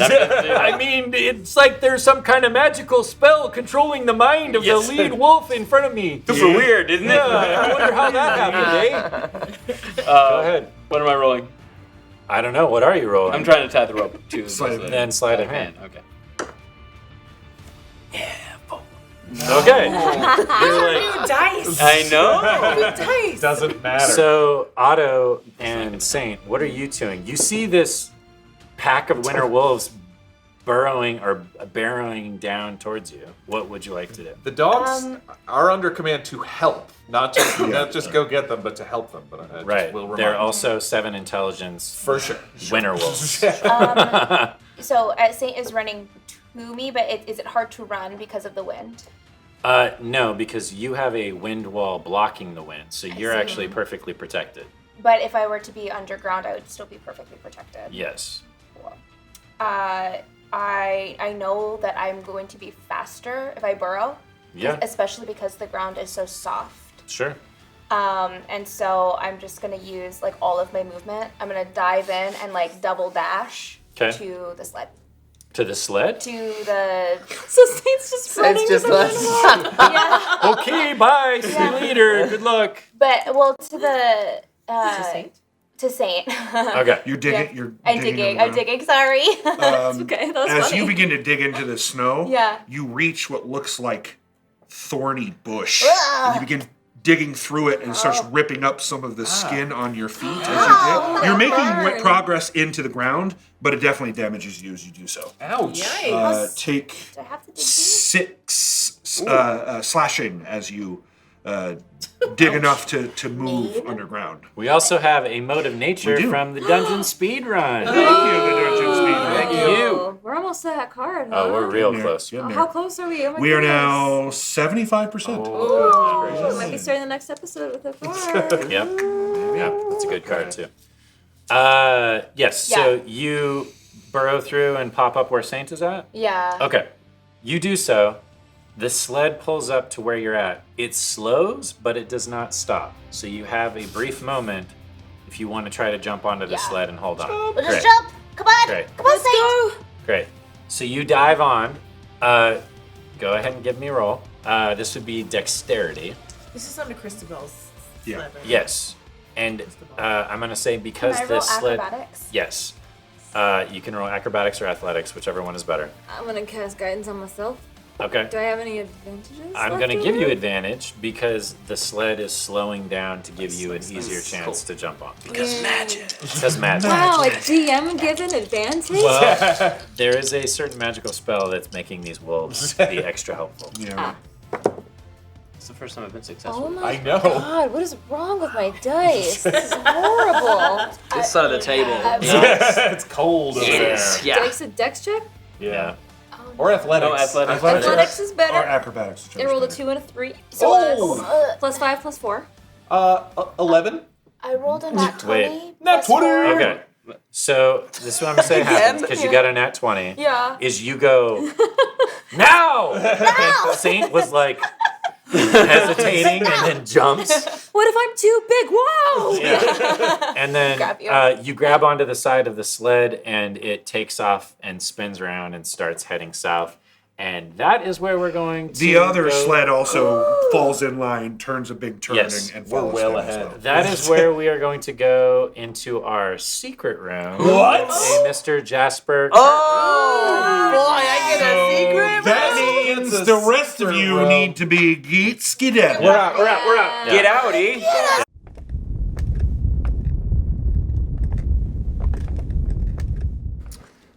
So Zeno, you catch this gale wind and it propels you southward. And you take that moment because your mission has been achieved. You've accomplished what you set out to do and what your people set out for you to accomplish as well. Yeah. You fly on this gale wind and it's the fastest you've ever flown in your entire life. It's exhilarating. It's terrifying and it's exhilarating all at once.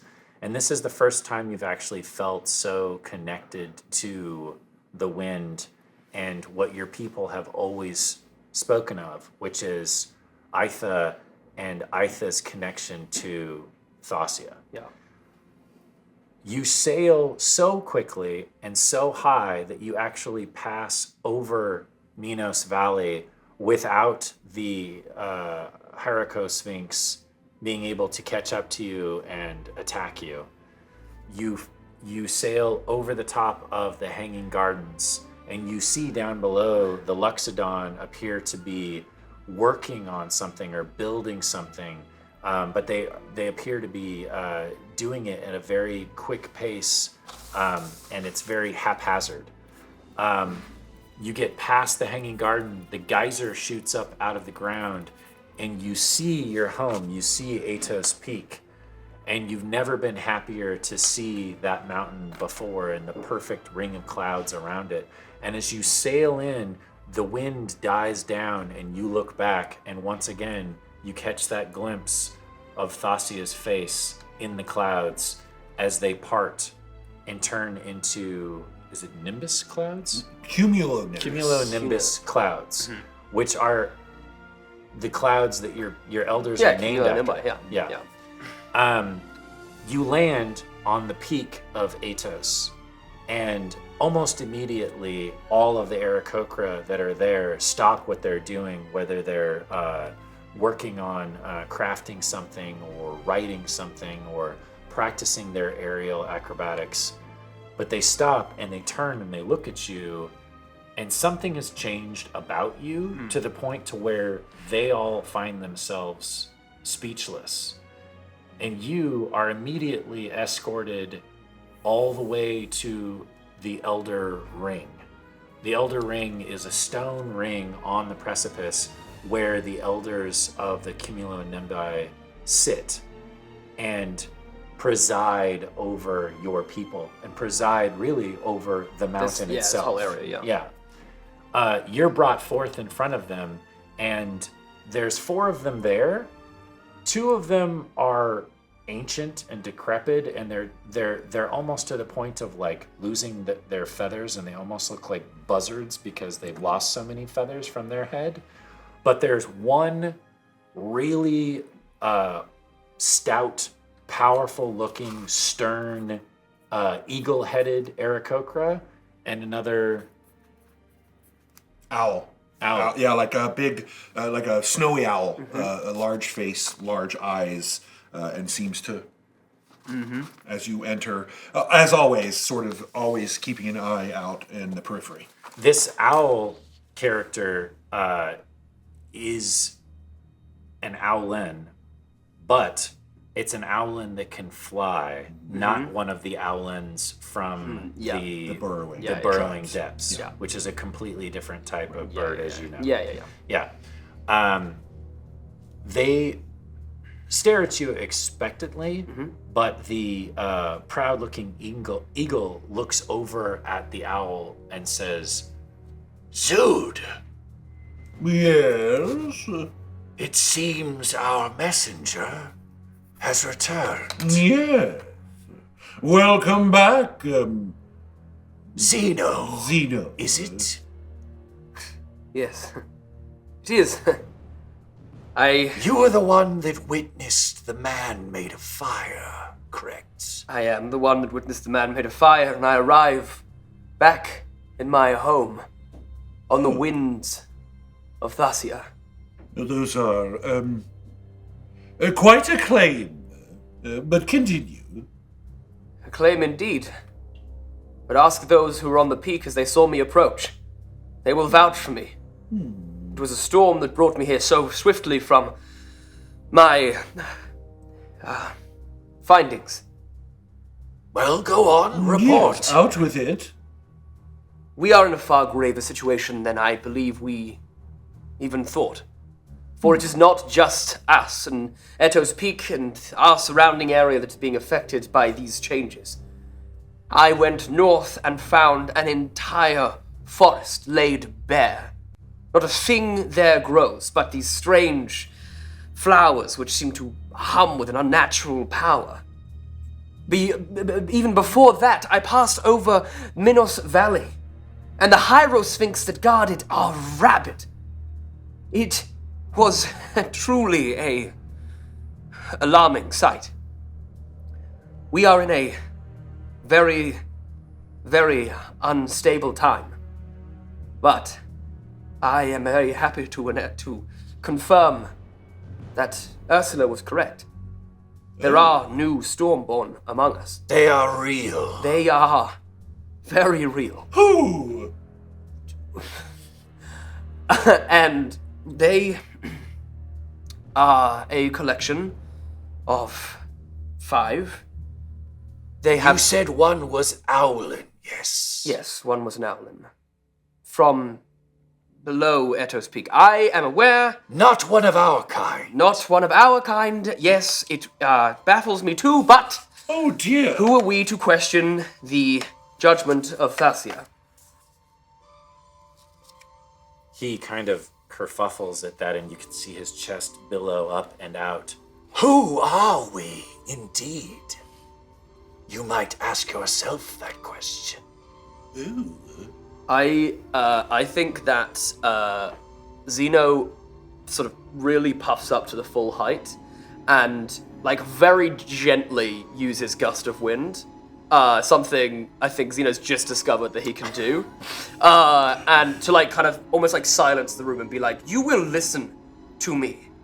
Oh. For I have been sent by all of Etos Peak in order to find out this information. What I have is not a lie.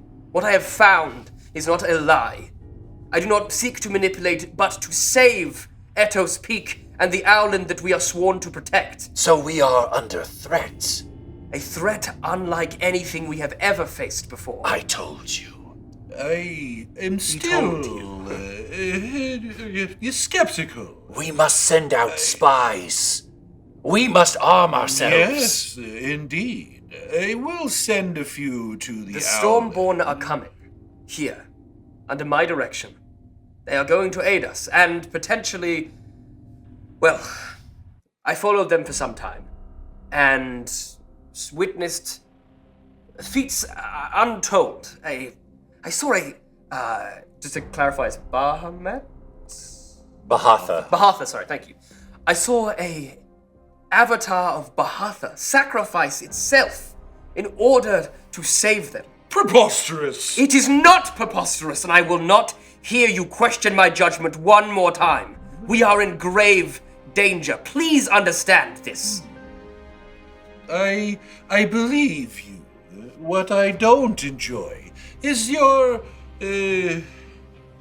propensity to get excited about what's happening. He is young. Yes, and that is what I am trying to teach the young. That we must act with purpose and with precision, as is our kind does. Or need I remind you of the stories? Hmm? Yes.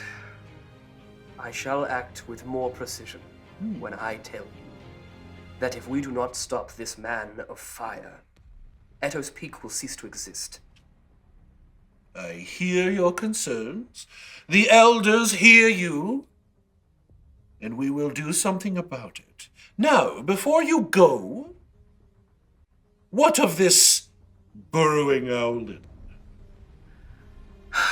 It has some sort of connection to this fiery man. I told you. I witnessed it this fiery giant come out of the ground, grasp hold of this Owlin, and it was at that point that it ascended. I assume was chosen by Thasia to become a Stormborn. Did the Owlin spill the secrets? As far as I'm aware, this Owlin isn't put together enough to wish to any kind of ill intent. Well, Is he mad? Almost certainly, yes. Oh, that's worse. A mad Stormborn. Yes, that is quite concerning. unfortunate. Yes. An honorable one.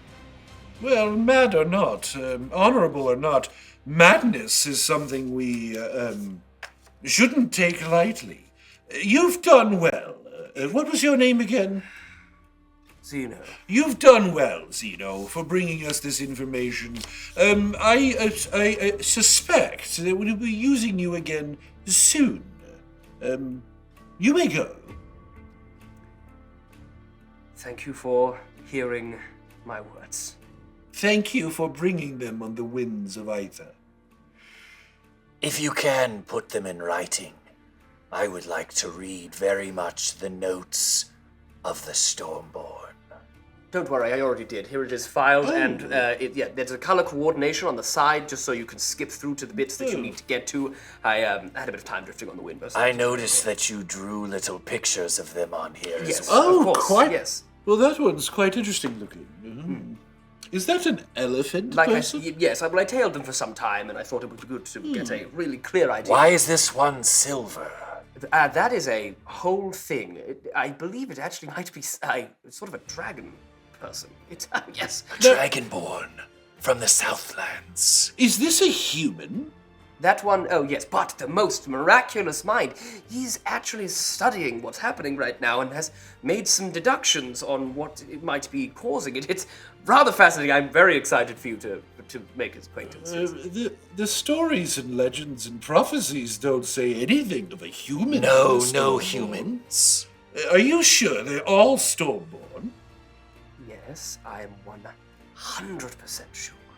Well, that throws a wrench in things. I'll get right on it. I'll get right on it. Well done. Again, what was your name? Philip. Well, that seems wrong. Well, Philip, That's not an Aarakocra name. It isn't. I believe. My name is Zeno. I have explained that to you. Sorry, I am one with the wind. I am one with the wind. My name is Zeno. Zeno. Well, we appreciate your work. And again, you may go. Of course. Thank you. Good luck. Thank you very much. You may go. I'm leaving. Don't worry. Very quickly. See you. I must say, that one is rather, strong-willed. Spirited, yes. Yes. Damn right I am.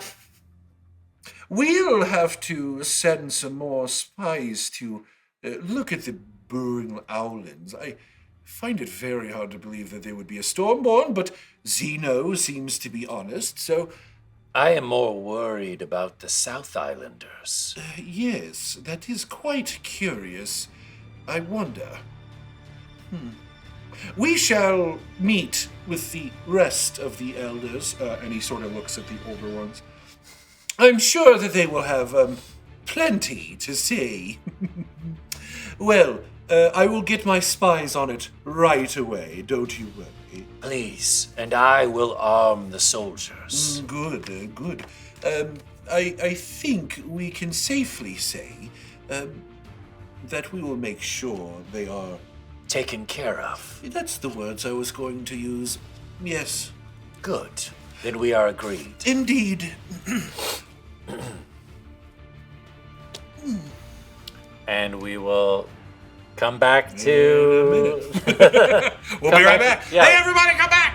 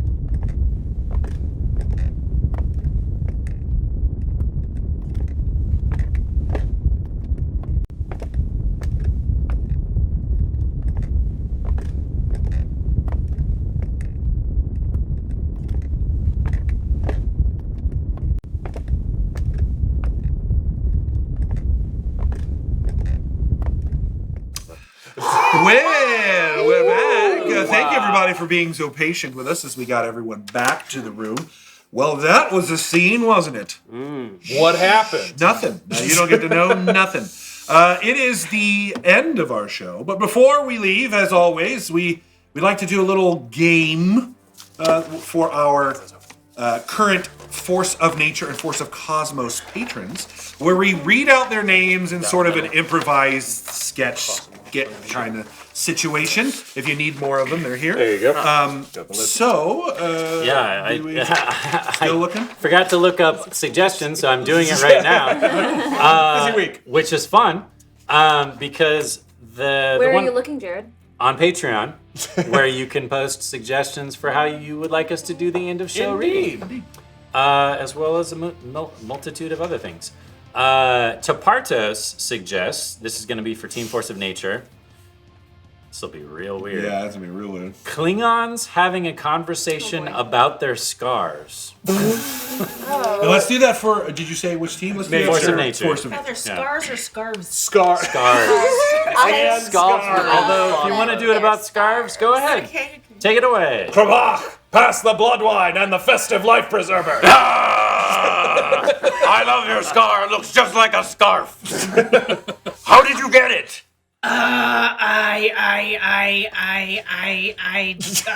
It was just a festive life preserver. I already talked about the festive life preserver. It's just a lesbian. Yeah, I love the Battle of Lesbian. It was a Many raucous beaker affair. cars were killed that day. Yes. Although I was part of the Ghostbusters quick response unit, and we took many a life that day. Well done. Honestly, I did it just for the jewels. Yes, many jewels. So many jewels. I was part of the Angel Devilson unit. Yes.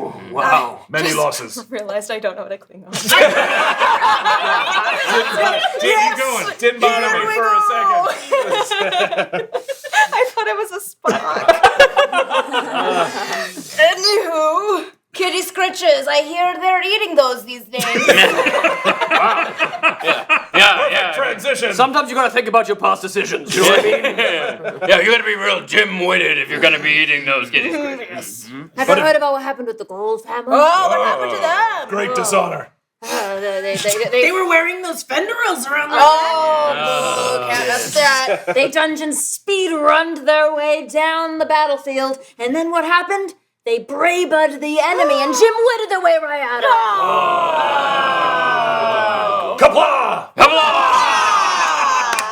I know enough Klingon references for everybody. Oh, was that actually? Yeah. Oh, well, that was impressive. Very good. Is this a finger thing? This is. Finger thing. Oh, well, that's Vulcan. That's Vulcan. Yes, that's what I thought it was. Y'all are getting your No, I Vulcan know. and your Klingon confused No, here. blood wine, batleths. Yeah, Klingons, they have the big brows. Yeah. They're the ones that are like fighting. Yeah, Worf. Yeah. Dishonor, Okay. families, houses, you know. Moving on. Team Force of Nature. This is a suggestion from I Think I'm Nuts. Team Cosmos? You mean Team Cosmos? Team Cosmos. Thank you. I think I'm nuts, literally and figuratively. So, Team Force of Cosmos, a conspiracy theorist convention where they are finally putting it all together, connecting the JFK assassination, Bigfoot, the faked moon landing, Area 51, and the Illuminati. Everyone make sure your foil Yeah. I am extremely excited to announce that Gateway Guy is here! Holy crap. Gateway Guy! Gateway guy. I'm so glad you're down to Clown Man. wow. I really appreciate you all keeping my anonymity. What can you say about the Abracadabras? Yeah. I don't know if all of you know this, but it was discovered recently that Gorbin Played was also on the second floor of the book depository and was Stanley Kubrick's director's assistant at the fake moon landing in the Lincoln Break Studios. Oh, the Lincoln Break Studios! Of course, it makes sense. Right. nuts! We're all nuts, man. We're all nuts. But we're not, though. But we're not. Why are we talking like this again? I don't know. I didn't realize that Klingons were also conspiracy theorists. Well, that was a blast. We went way over time. Thank you for sticking with us. Thank you. Tune in next week where we will be doing the next episode of this, which is what? Episode 14. Episode 14, thank you. Where they'll be whipping through the tundra on the dog sleds, led by the Canoes. I want to say an extra special thanks to our guests. Yeah. You, who put up with all of our shenanigans in a brilliant manner. Thank you so much for having me. Thank you for the audience for having me. This has been an absolute pleasure. I love the Dungeon Run so much. You guys are incredible. You're welcome anytime. Any plugs? Yeah, we were. Oh yeah, check out 3 Black Halflings. This is the show that I do. We have you can follow us at the number 3 Black Halflings on like Twitter and all the social medias. We've got so much cool stuff. We've got a whole actual play season going on right now. It's called Tales of Wagadu, and it's absolutely amazing. We've got some great guests, and we've also got some really cool stuff over our YouTube coming very soon. So make sure you check that out. We'll link it down below. In the YouTube description. Incredible. And I had the best time ever, and all my friends are amazing. Also, make sure you back that Kickstarter. Hey! Seasons of Adventure! Seasons of Adventure! Patreon.com/thedungeonrun. Anything else? Humankind. Be Happy Halloween! Bye. Feliz Dia de los Muertos! Bye! One step and then another. Blessed are those who wander, branching, reaching. Depths of the forest are calling. Well-worn path will end before the journey has begun. Eyes to the sky,